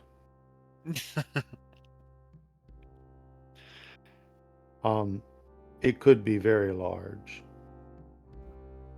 Big cats have been known to roam these hills, and with the change in weather, its behavior would have changed as well.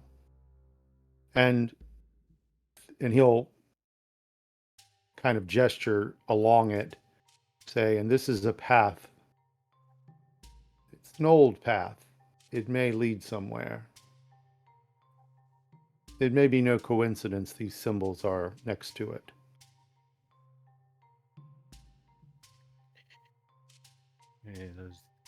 Then let us follow the path. Does the path head in our general direction? Yeah, it's the Along the path going canyon? down into the canyon, essentially. Yes. It's a path that has been taken before. We may have to travel further down the canyon before we can ascend and attempt our theft. I would say stay on alert. Some big cats like to pounce on their prey from above.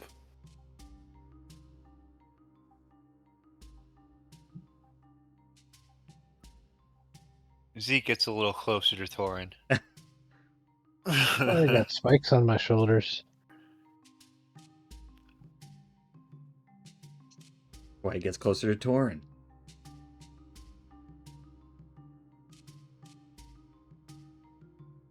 Torn, of course, if as they probably slowly proceed down the path, is on high cat alert.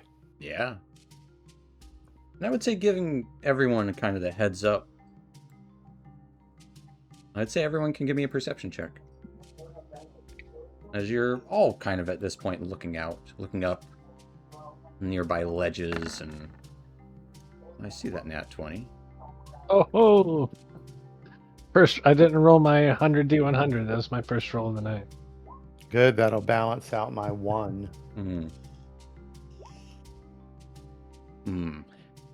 Or maybe not. Who we missing? Benji, and then a Pax. Pax, give me Yeah, that he's got a- perception. He's got a good wisdom. Raise our average. Yeah.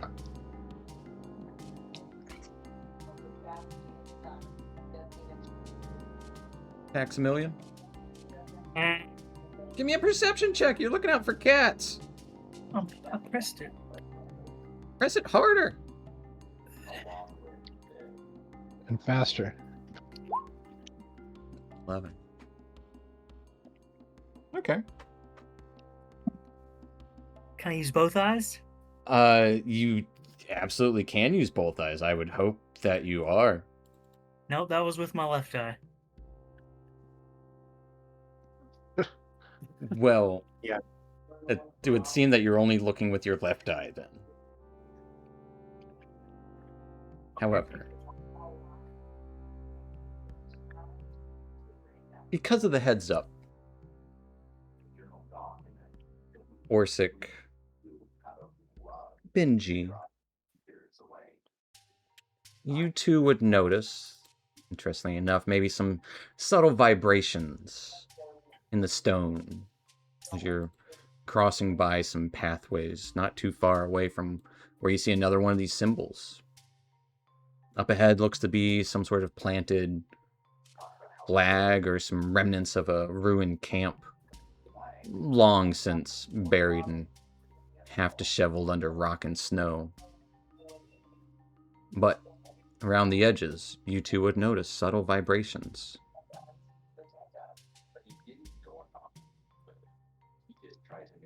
You feel that, Benji?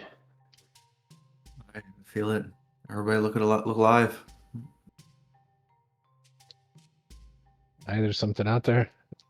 And I'll use my tremor sense. Okay.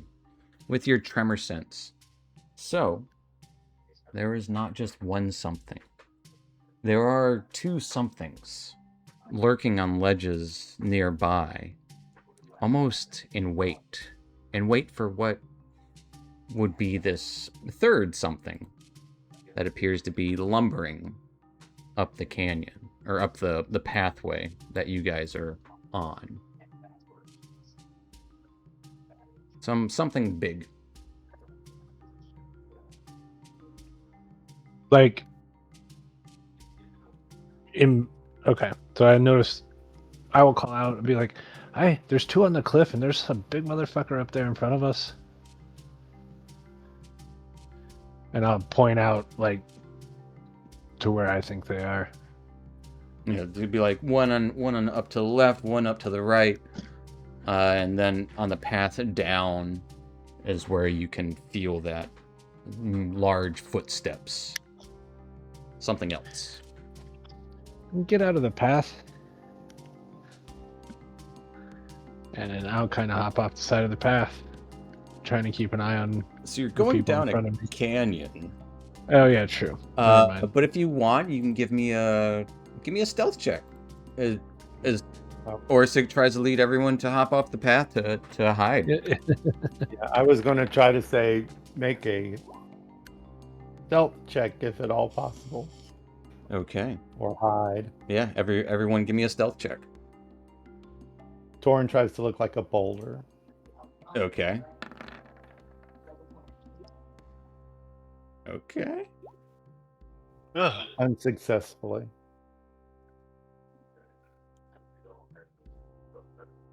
What did Torin get? Oh, a 7. Oh, okay. I'm refreshing. Before this gets crazy. And need one from Pax.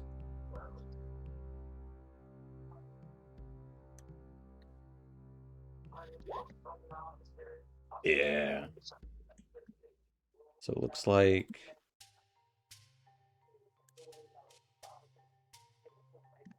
Zeke the Sneak is Not very not sneaky. very sneaky right now. So, as you try to, stick close to the edge of the canyon and spread out,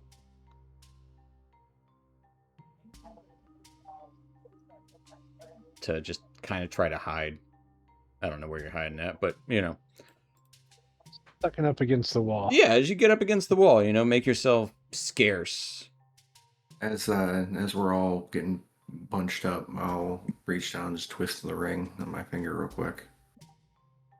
Cast jump on myself. Okay. Just as you do that, you can see the hulking form of an ogre lumbering upward, sniffing heartily as the winds are heading downhill towards him. I smell something stinky.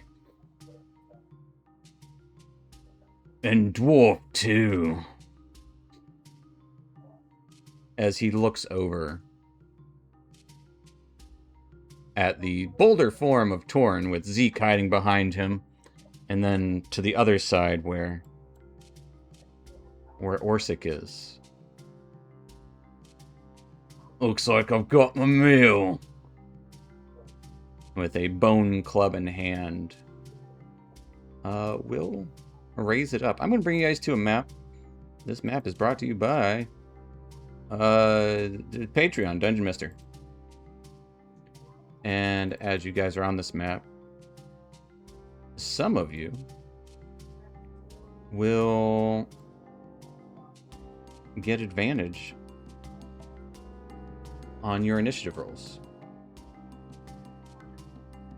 And so those someones will be Lucky, Pax, and Benji. And Orsic, I would say there's something up on the ledge above you, and something up on this ledge over here. To the left and right. Don't forget your D4. That one. Yep, everybody gets a D4. No. My thing Yep. still doesn't work. I'll remind me tomorrow and I'll play around with it. All right, I'm trying it now. I had to re-enter the value. Let's see if it does it. Oh, it did it. So I got a 12. I'm good at 20. Wrong one. And Torin has a 12 dexterity. 13. Okay, then we're correct.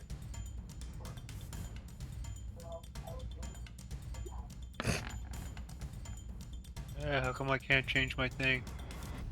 I don't know. I can't use my number pad when I do it. I have to use the numbers across the top. If I'm doing it while if something gets added to the initiative order while you're trying to change it, it'll reset it. Okay. Yeah. Even though you got a 26, Lucky, you should still roll your D4. See if you can get to a 30 initiative. I did roll. I got a 1. Oh, so you're 27. There we go.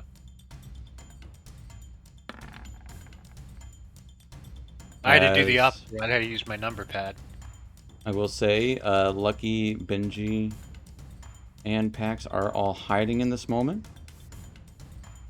So, what are you doing, Lucky? You're up first. Cast Hunter's Mark on the ogre. Okay. Pull out my bow. take a shot. Since he does not see you, you will have advantage on this shot.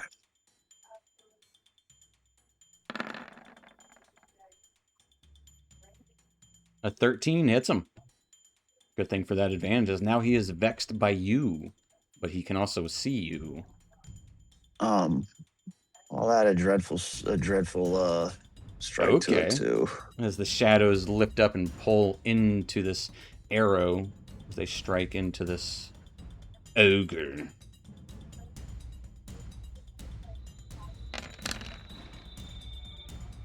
He'll take 16 points of damage. Nice. Anything else for Lucky? Yeah. I will. No, I'll stay put. I'm good. I'm done. Okay. That'll take us to Benji. Benji is going to crouch down and leap into the air.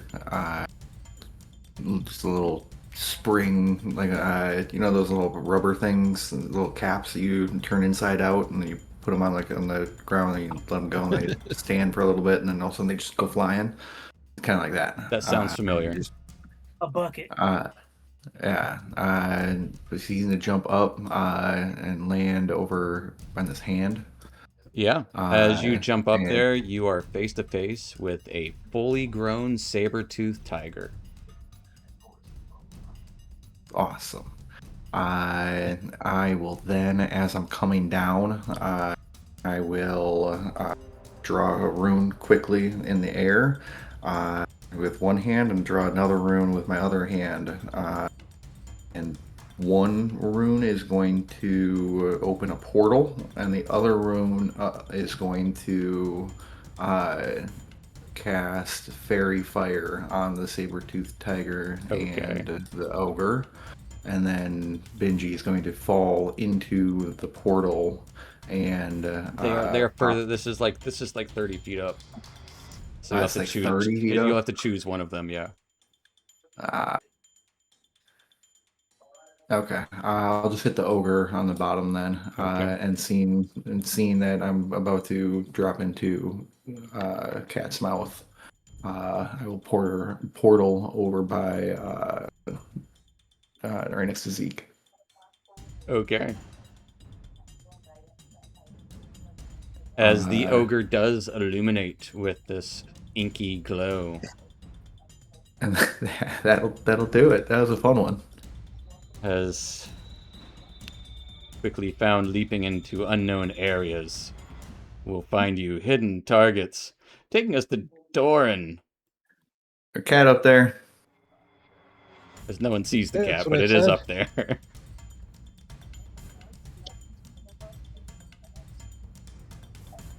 You can hear it All right. yowl as it tries to slash up at you as he disappears and reappears.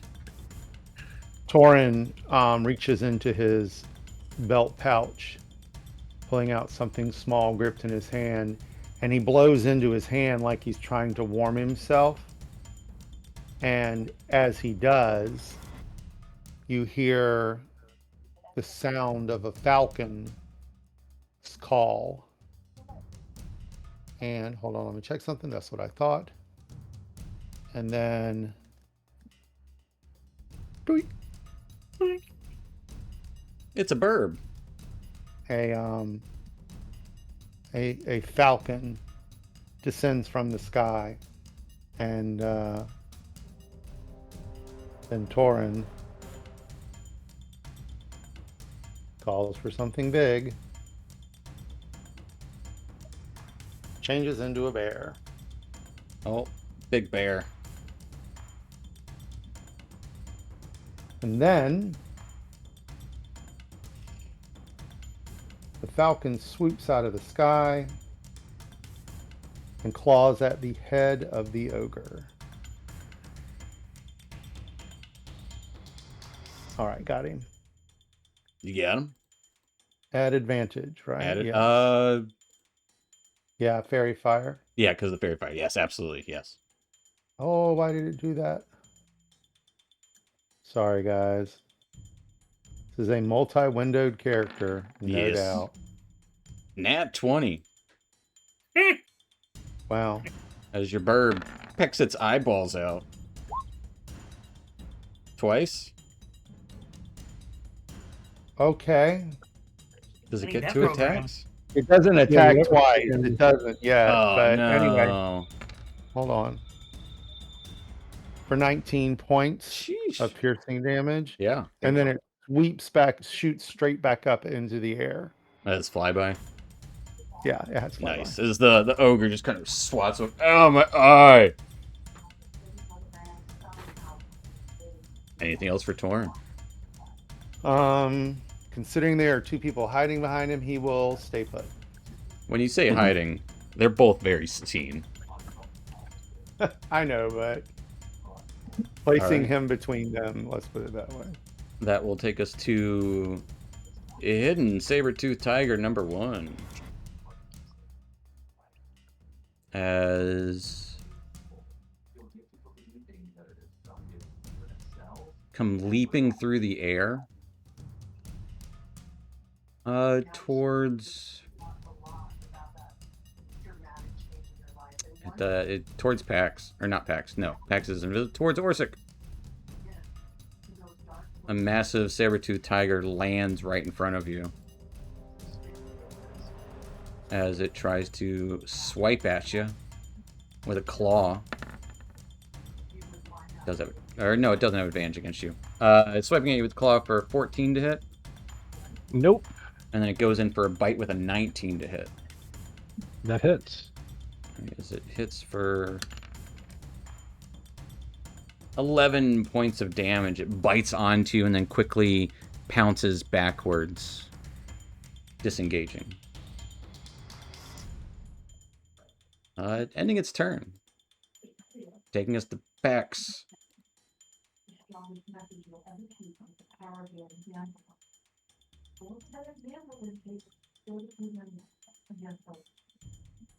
Pax. I'm looking.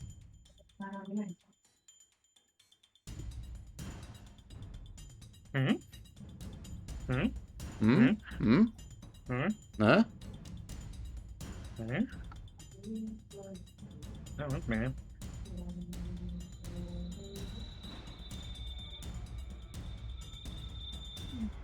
Pax, what you doing?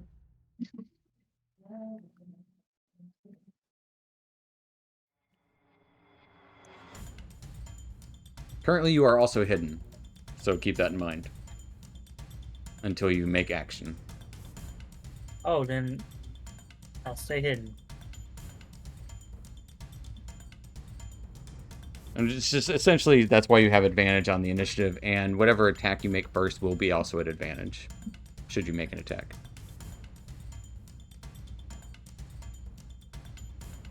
Mm-hmm. Mm-hmm. Mm-hmm. Mm-hmm. Mm-hmm. Mm-hmm. Alright. He's running into the middle of the business. I'm going for it. Gonna Kung Fu Kitty.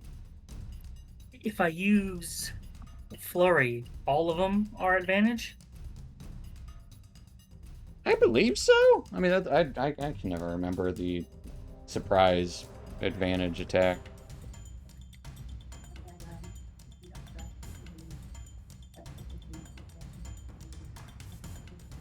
But make your first attack, and then we'll see how it goes. Okay.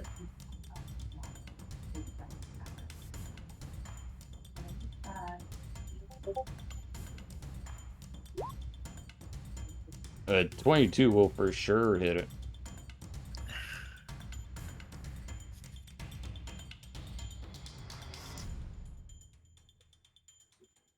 And then just roll the two more So the hits? other two will not be. It's just the first attack.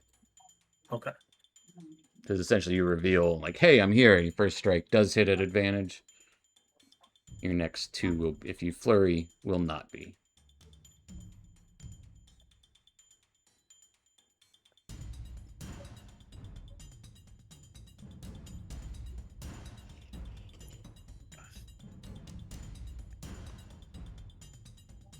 Take 8 damage to the kitty, and an 8 will miss the kitty. A 22 again will hit the kitty. As what are you doing to this cat? You karate chopping it? You kung fu kicking it? It's missing an eyeball, right? No. It is now.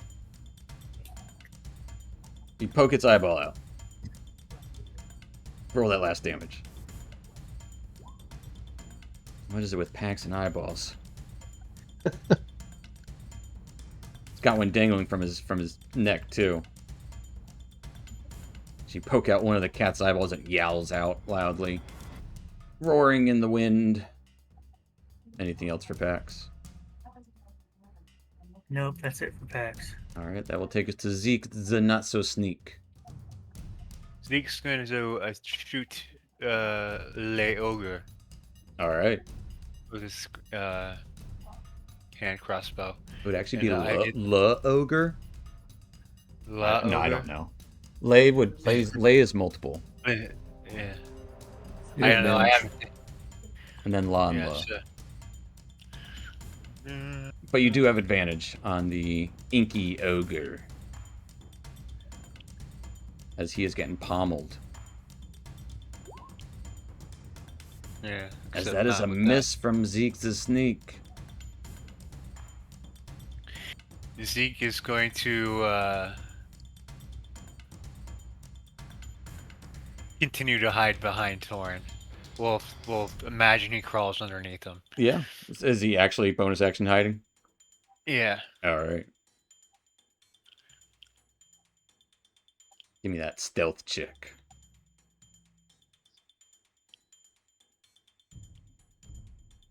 And as you're trying to be sneaky there, that will take us to an Orsic, as Zeke is a sneak. Finally. Porshik's gonna shout out to Torn really quick and be like, "Hey, there's another one of those cats above your head. Watch out!" And then, It's actually above your head. oh, I thought there was one on each This side. one came from over here. Oh, okay. They've got jump like crazy. I thought it came from the dude that. No, they have essentially jump cast on themselves at all times, as long as Gotcha. they move. Oh, there's another one of those cats above my head, and I'm gonna take off towards the orc, Ogre. and I'm gonna hit him with my battle axe. Hit him with your axe of battling. You definitely hit him with your axe of battling. You do have advantage if you want to go fishing for a crit. I mean, absolutely. Who doesn't like going fish? That was not. Well, a crit, 12 but- hits too, so. He's a naked ogre. He's probably got some furs on him. And feathers. And we're gonna smite him. All right. So, we'll hit him with that. And I'm gonna re-roll that savagely. Of I'll course. get the 6. One more. So 19 damage as you 19 damage. slash into this ogre. Anything Um, else for Orsic? Nope, that'll be it. As the ogre is trying to smack up at the burb, you come in and slash into him as he takes his big old club and just tries to hammer down onto you, Orsic. With his big old club. Getting a 25 to hit. So that's gonna hit. Smash! For 8 points of bludgeoning damage. Eve. As he will swing out as he smacks down on you. He kind of goes for a baseball bat shot towards you. Getting a 15 to hit. I think he hit me so hard he knocked me out of the way the first Yeah, time. he kind of just shoved you to the side as he tries to hit the same space. Because he's a big dummy. But that will take us to Saber-Tooth Tiger. I'm going to put you back there. Saber-Tooth Tiger number 2, which is not hidden to Benji. It will... I'm gonna roll for it. It gonna leap out as it pounces right behind the old man and tries to literally jump on top of him, getting an 11 to hit Pax. Nope. As it tries to jump on you, it then goes in for a bite with its two massive fangs. Are they fangs or are they the tusks? Uh-huh. Getting a 22 to hit. Yeah. For 11 points of damage as it tries to tear into your flesh. And then Don't it you have will. intercept? You know, he's got Deflect. the deflect. Deflect. Roll that deflection. As you take no damage, as you just push its jaw to the side, and the cat quickly jumps back, yowling, baring its fangs, taking us to Lucky. Alright. I'm gonna move I like the bird. here and take another shot at the ogre. At advantage, because he's still fired with the fairy. Well, I vexed him too. And you vex him too, yeah. So 20 will for sure hit him. Triple vantage.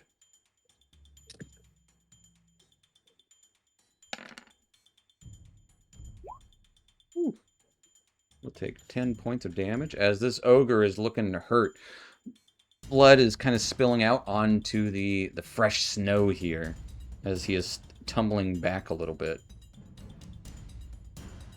And I'll just move my last 5 feet there, and that's it. I'm taking Actually, yes. oh, yeah, never mind. Orsick's right there. I won't do. He's looking. I'm He's good. fine. I'm fine. Oh, all right. Then I'll do fucking hail of thorns. Okay, as the arrow explodes. And we'll need a dex save from everyone in that vicinity. It's just a Within 5 foot, right? 5 feet, yeah. So it'd be the It's a saber-toothed 13. tiger and an Orsic and the ogre.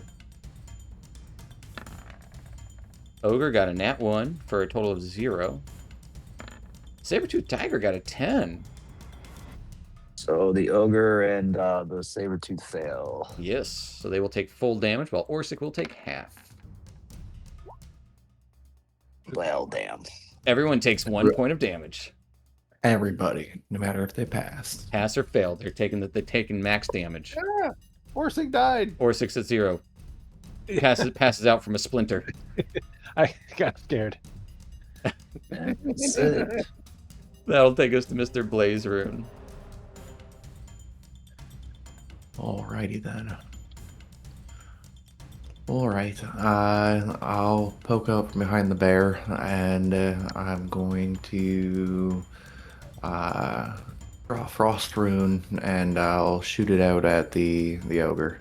Alright, at the advantage.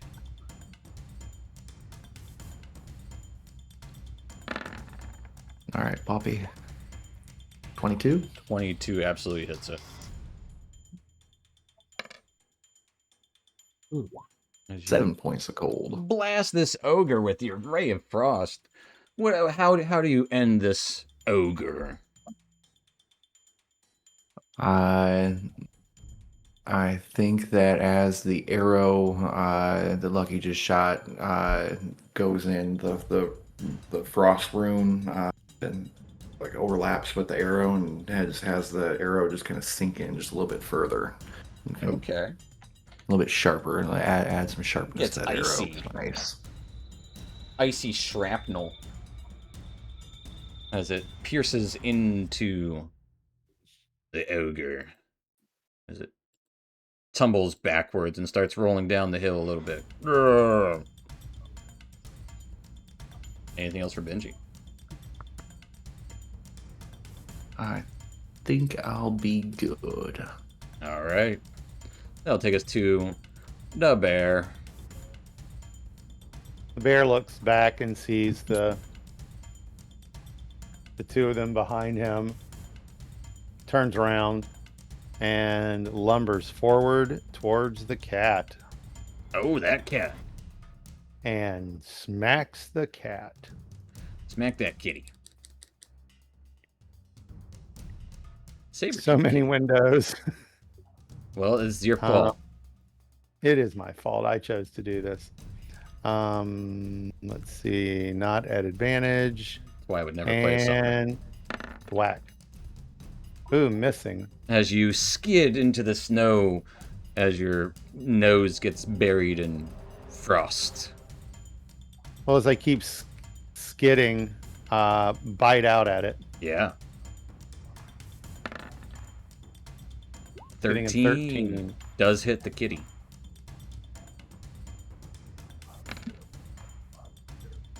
For 6 points of damage. 6 points of damage. And shake the snow off my head. And then the seeing the ogre tumble, the spectral bird swoops down to this saber-toothed kitty and attacks it. All right.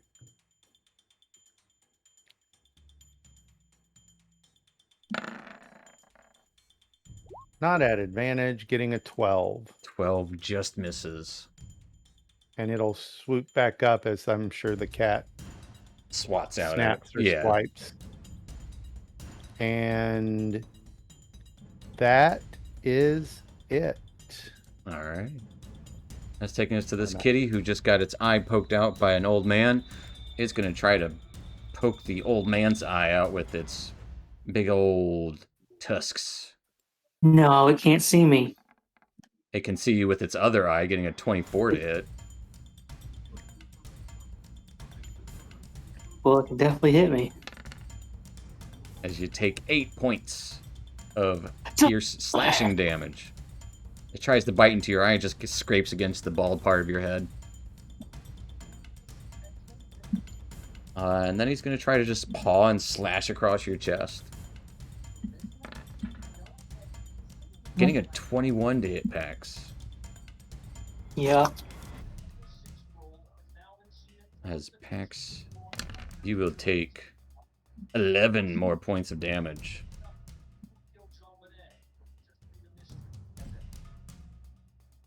For a total of 19 from this kitty. And then he's going to, as he kind of pushes against you, he is going to, or she.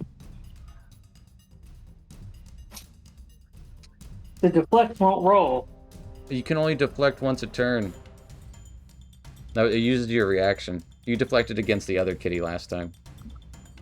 Oh, It just ran away from you. that's why it won't go? Well, no, but I don't know why it won't. Your deflect will come back on your turn. Yes, that is when you can, but I don't know why it Your won't work on reaction your character comes sheet. back. Yeah. The cat will then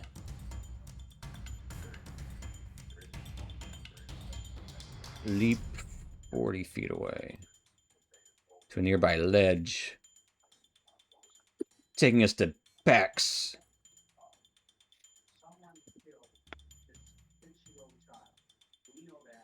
Pax, you're up. I'm gonna attack the cat. Which one? The one I can get to. The one next to the bear? Yeah. All right. Nope. Or maybe I won't. Pressing it. Roll a d20. When in doubt, go with the classics.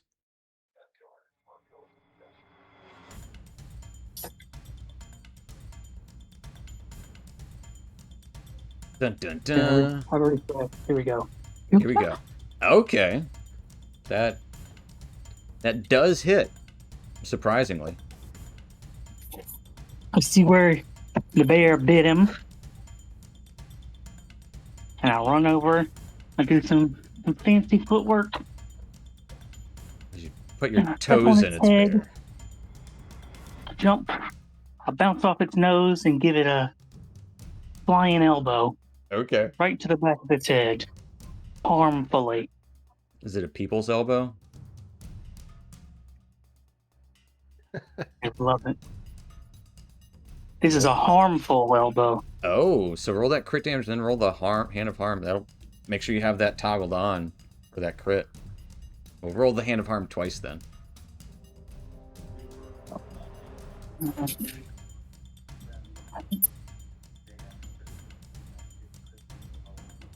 Don't roll.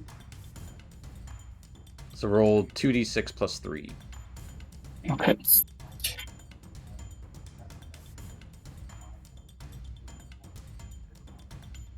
So we'll take 9 plus 3.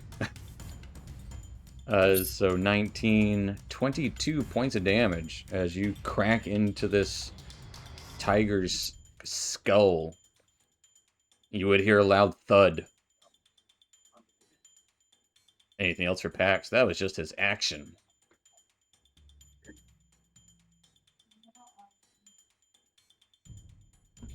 Is the tiger scared or angry? It's pissed.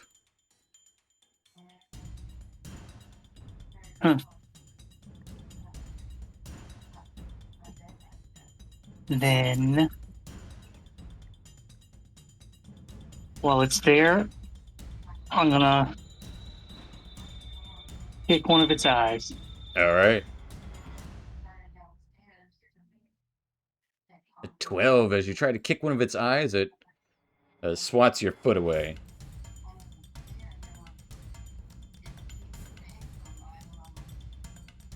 That's reasonable. Which will take us to the Sneak of Zeke. Yep. Sneak of Zeke. Who is Sneak? Am I still hidden or no? Who's torn? You are Sneak. I'd say you kind of Okay. like went flat up against the wall there. Gotcha. I'm going to fire my hand crossbow at this lower cat here. All right, it will be a straight roll because your Okay. hand crossbow only has a range of 30 feet. I think it's 30, 120. Yeah, it's 3120.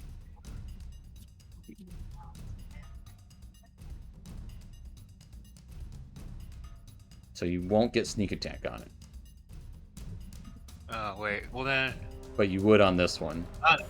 yeah. But it would still be a straight roll. But if you moved closer, Yeah.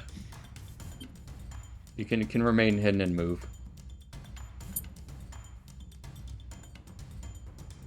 Technically at half speed, but Still, you could easily get within range, hide Yeah. behind those rocks. yeah, you just run up to the rocks and get your crossbow ready and shoot over the rocks. Yeah. All right. That's what we're gonna do. And that will be at advantage against this El Tigre.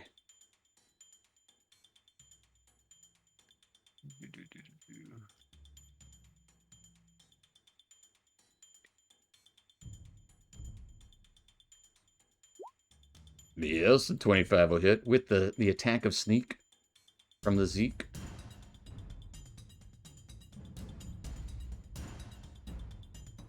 For 10 points of damage.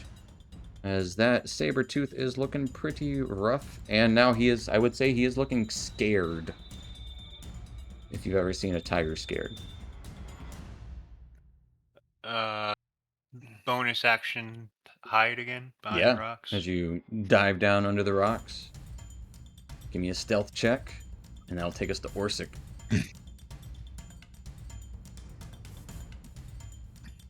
We're sick.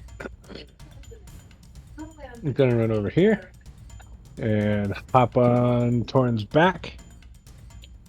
Do you have the movement to mount? It takes half your That speed would to mount up.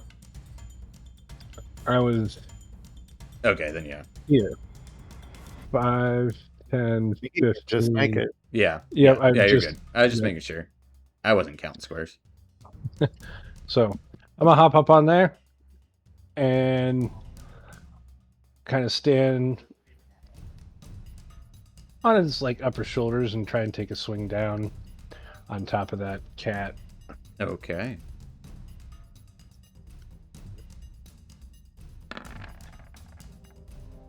Yep.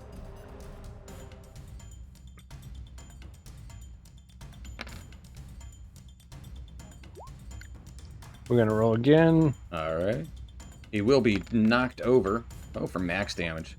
Yeah. 12 points of damage. Not only is he knocked over, it is cut into like its chest and back across its ribs as it slumps down with a horrible noise that dying cats make. Yeah. But more Max more sounds. guttural. Yeah. You did it. Thanks for the lift, Torn. And that'll be it for me. All right, that will take us to Lucky. In the back. I'll move my hunter's mark over to that last cat All right. and take a shot at the cat. It's a big cat.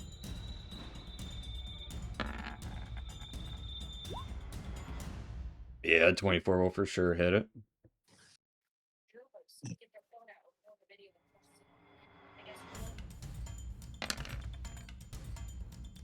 Take 8 points of damage as that cat is also looking very badly hurt. That'll do it for me. All right. As you can see, the cat's looking for a way out. Will take us to Benji. All right, Benji is going to jump up onto this cliff space up here. Okay. And again, that jump is very little knees, to all ankles. Yeah. It's all ankles in that jump. Get back there. And he will shoot out a frost rune at the big kitty.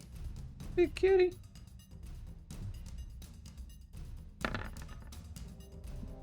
12 to hit. 12 just misses. All right. But look cool doing it. Did look pretty cool. That'll take us to Torin.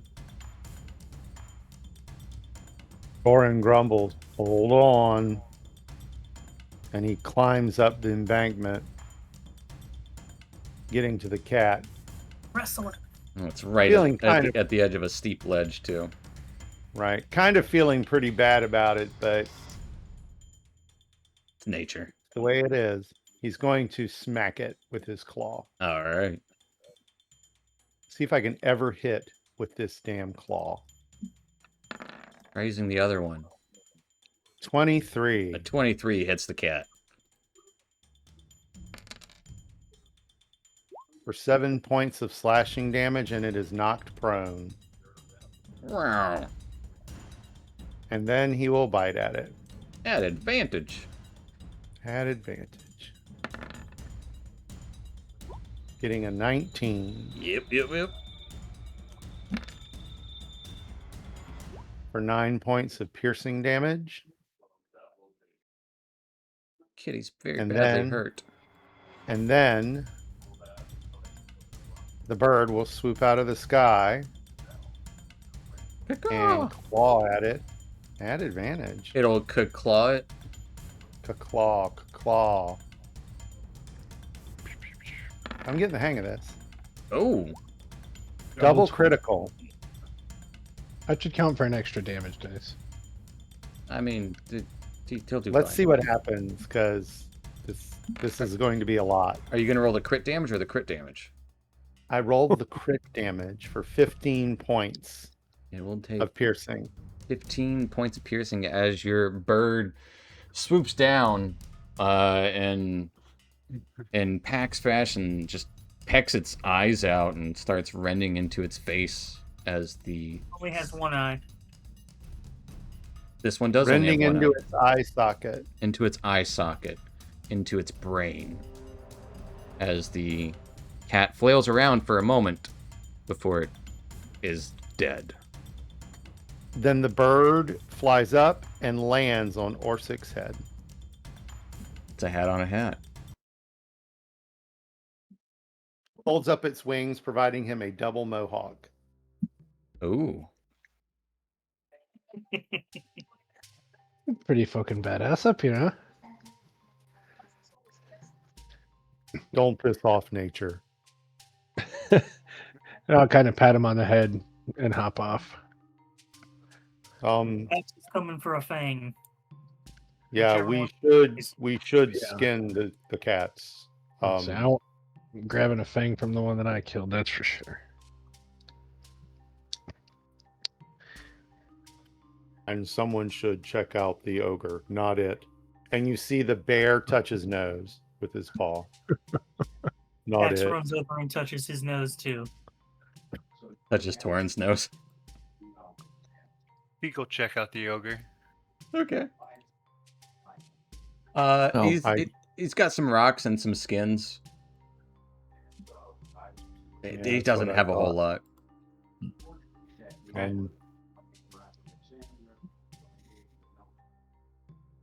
I should retain my form for as long as I can, since I can only do this so often. So 2 hours. others may need to help skin the cats. Yeah, Orsik's already started on it. Nothing on this ogre. I have knives. I can help. And if a survival check is called for, Torin will provide guidance, since this is something he should know about anyway. Well, I actually have. I pulled up my baton out of my side pouch, or my it's like a little holster on my side, and I twist the base, pull it open, and then I pull a couple of leather working tools out of it, just to help with skinning. Makes sense. As you do some quick field dressing and skinning of these cats. In the distance, those of keen perception, which would be the same three, Torin, Pax, and Lucky, would hear the screech of a distant bird.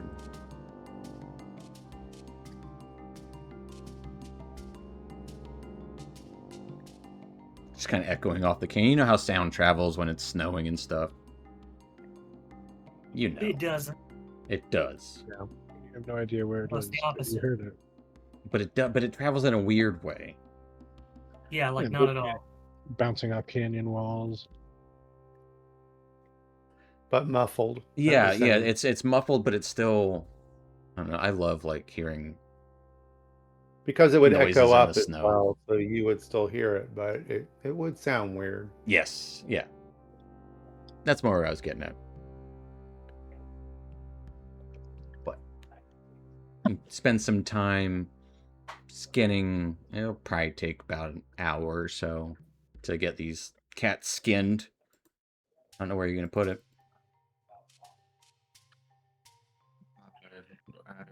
Just roll it up real good. And I got a bag that holds a bunch of stuff. Well, that sounds like Yeah. a good idea then. A bag of holding. Bloody bag of holding. Yeah, I was about to say it would Perfect. still be a little juicy. I just turn her inside out, clean her out, and put her back together. All good.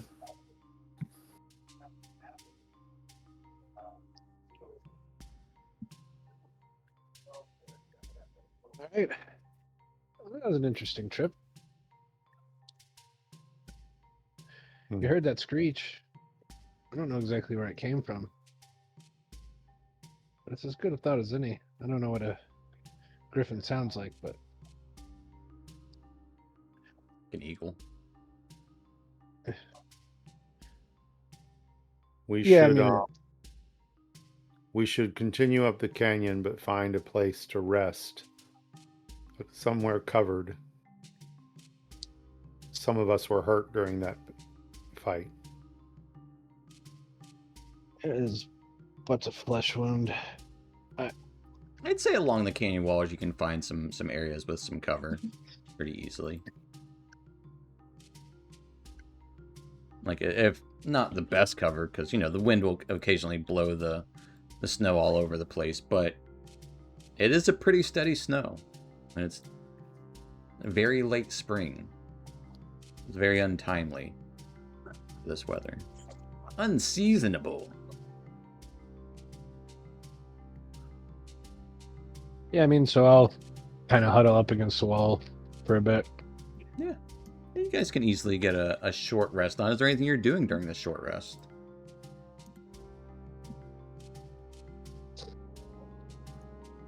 I don't think so for me. Making bait packs from the cat meat. Making bait from the cat meat? Yep.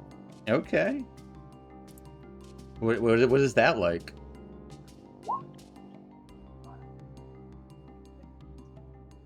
You just kind of like Bundle it. bundling it bundle it into. together. Okay. Get a little bit of juice on there.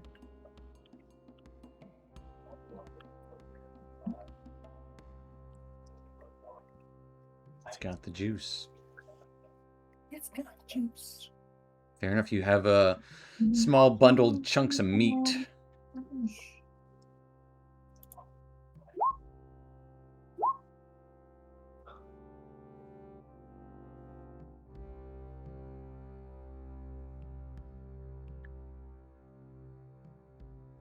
But mostly you're just kind of bundled up together, trying to stay warm for this short rest. Finding some of the drier patches to take shelter in. I think we'll put together a tiny clockwork fire starter. Yeah, absolutely. You can start a little fire just to keep you warm for this hour. As it is still probably like mid-morning. Maybe late morning. And it seems there was like an abandoned camp in this space here. But long since abandoned.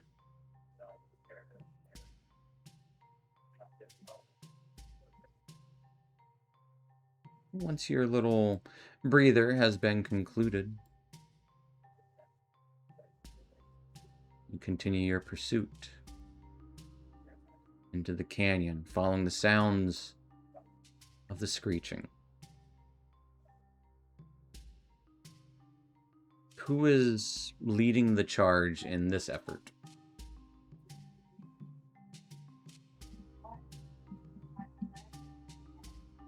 I'll continue it. All right. I'll say give me a survival check, Lucky, to look for signs of tracking or noises that would be familiar to a griffin. Nat frickin' 20. You found their poop.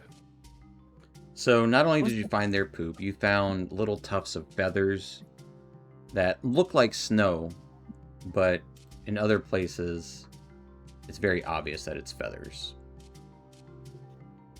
And finding some more wreckage of, you know, people throw things, leave things in the canyon, refuse, if you will. As the snow falls, not too far away, you can see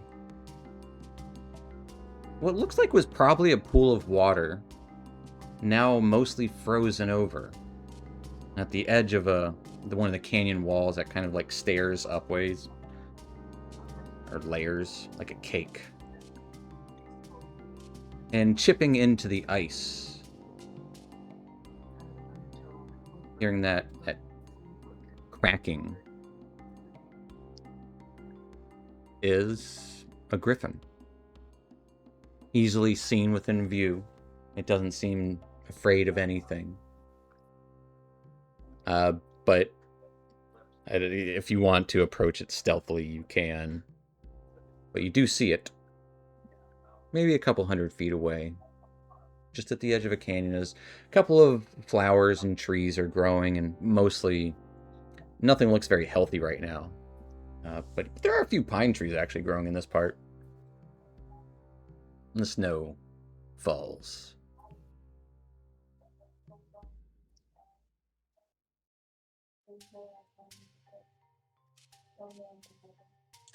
Um. Uh, And it looks like it's drinking, trying to get water from the near frozen pool. I'll look at Torin. Just kind of, I'll defer to his nature vibes. Torin will move up to Lucky and crouch down and 911. and signal the others to stop, and we're going to wait and just watch the bird.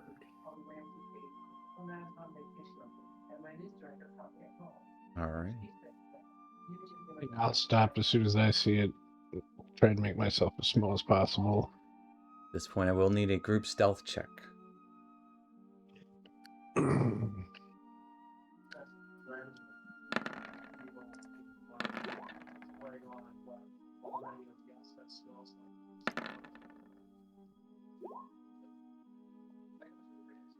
Oh, 17. That's good for Torin. I got 7. That's pretty good for me. That's pretty okay. Yeah, not bad. Sneak I suck at Pax. stealth. The sneak is not the best at stealth. He just tends to roll. He's cold. You think with a +8, you'd roll a little higher every here and there. Yep. I mean, 12's not bad. What does Yeah. Pax get for his stealth? 14 presses of the button. Okay. Well, it's for all the marbles. It all depends on what Pax rolls for his stealth check. To see if you can silently observe this. Honestly, it's very, almost like kind of a cross between snow, like white speckled brown feathers. We're sick, I'm hearing so much noise. So much. But it, Still? not right now. But it was a lot. Pax might want to refresh. Pax, you might want to refresh. Can somebody roll me while I mess with this? Alright, someone roll a d20 for Pax.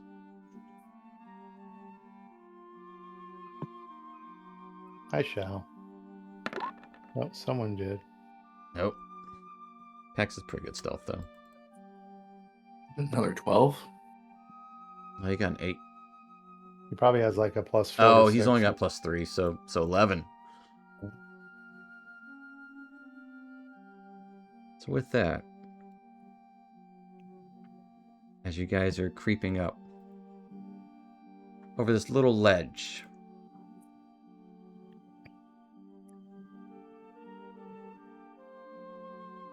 you see the bird's head lift up and stare right at you. Doesn't do anything, but stares and watches as you stare and watch it. As there's some distance between you, as you look at it and it looks at you, there's this moment of, like, almost like, you know, when you're in the woods and you see a deer that just kind of looks at you. It's Yeah. trying to figure out what you're doing. Although this one, less curious, more... This is an adult. It is an adult griffin. You can see something dripping from its mouth as it lifts its head up and stares at you across the snowy canyon. All right, I'm gonna throw a snack pack at it. You gonna throw a snack pack at it? Yep. Okay. give me an animal handling check. We'll say the DC will be lessened because you're using your hand-fashioned snack.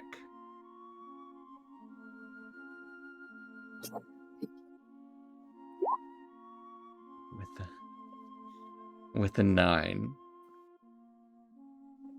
As you toss this ball of meat over to it,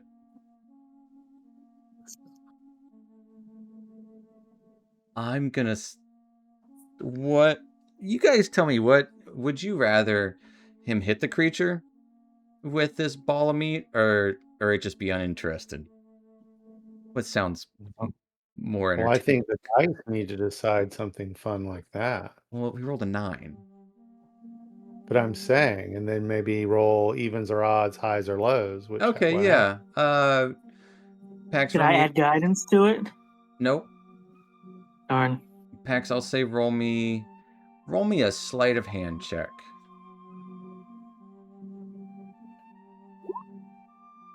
Oh. Okay. So you overshoot it, and it slams into a rock behind it. As it lifts its wings up, trying to make itself big, as it screeches out towards you. Does not seem impressed by your meatballs. I'll screech back at it that it's fresh and still tender. Are you Oh. are you screeching at it, or are you Yeah. yelling at it? Are you I trying to am- speak its language? I am. Give me an intimidation check. Oh, jeez. 18.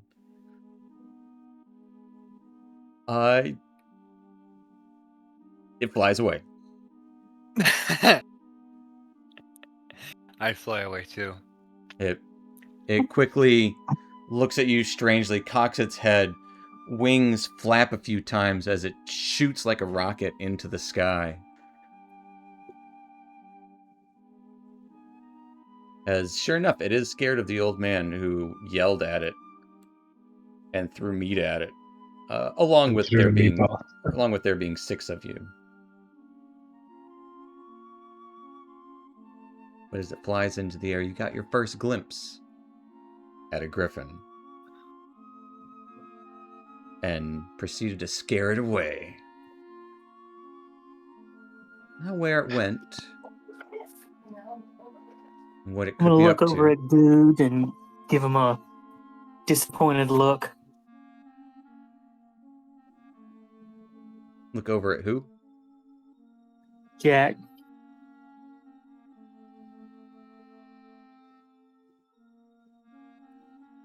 Benji. It's because his name on Discord is, yep.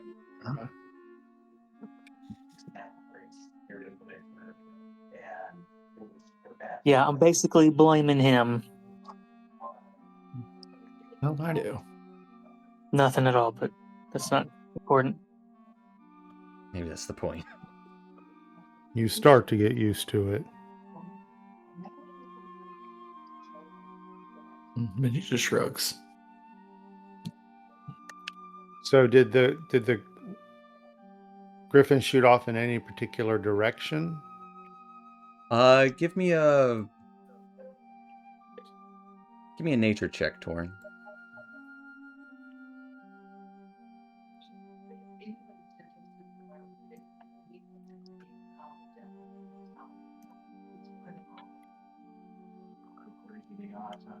I now know the griffin's home address. Next of kin. I know its favorite snacks, 20. which is not slimy meat. So, 2 things. Griffins, especially nesting griffins, tend to not go too far from their nest. They also tend to be near a source of water, is where they like to build their nest, on the near cliffs.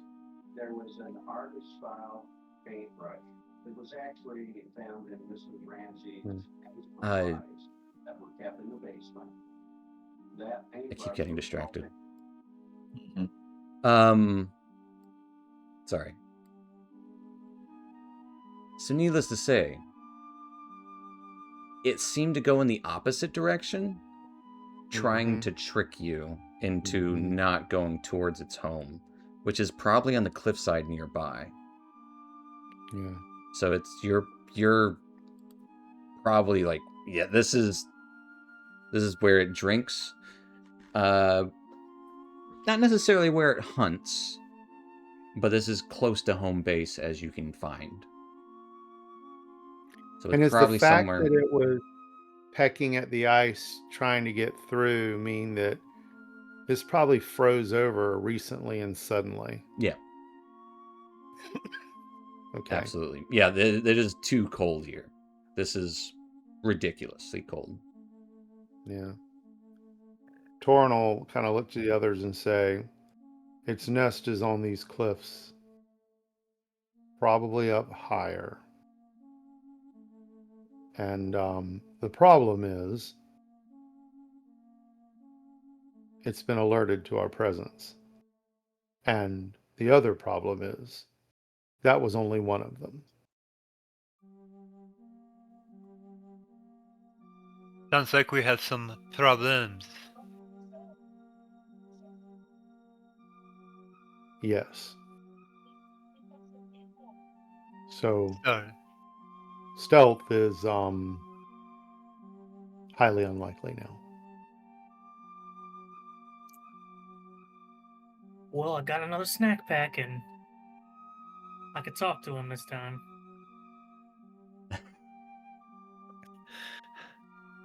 Well, as you You guys told debate. Let's go ahead. Sorry. You told it its underwear was on upside down. And it took that personally. As you guys debate the finer things in griffin etiquette, you know it's nesting around here somewhere. Probably on the cliffs nearby. It is indeed alerted to your presence. We've only seen one. And it is probably colder here in the canyon than it was outside of it. But that's where we're going to end tonight. As we'll see if we get a griffin or griffin egg next time. Guaranteed. With our Princes of the Apocalypse. So stay tuned next year, folks. We're gonna do stuff next year.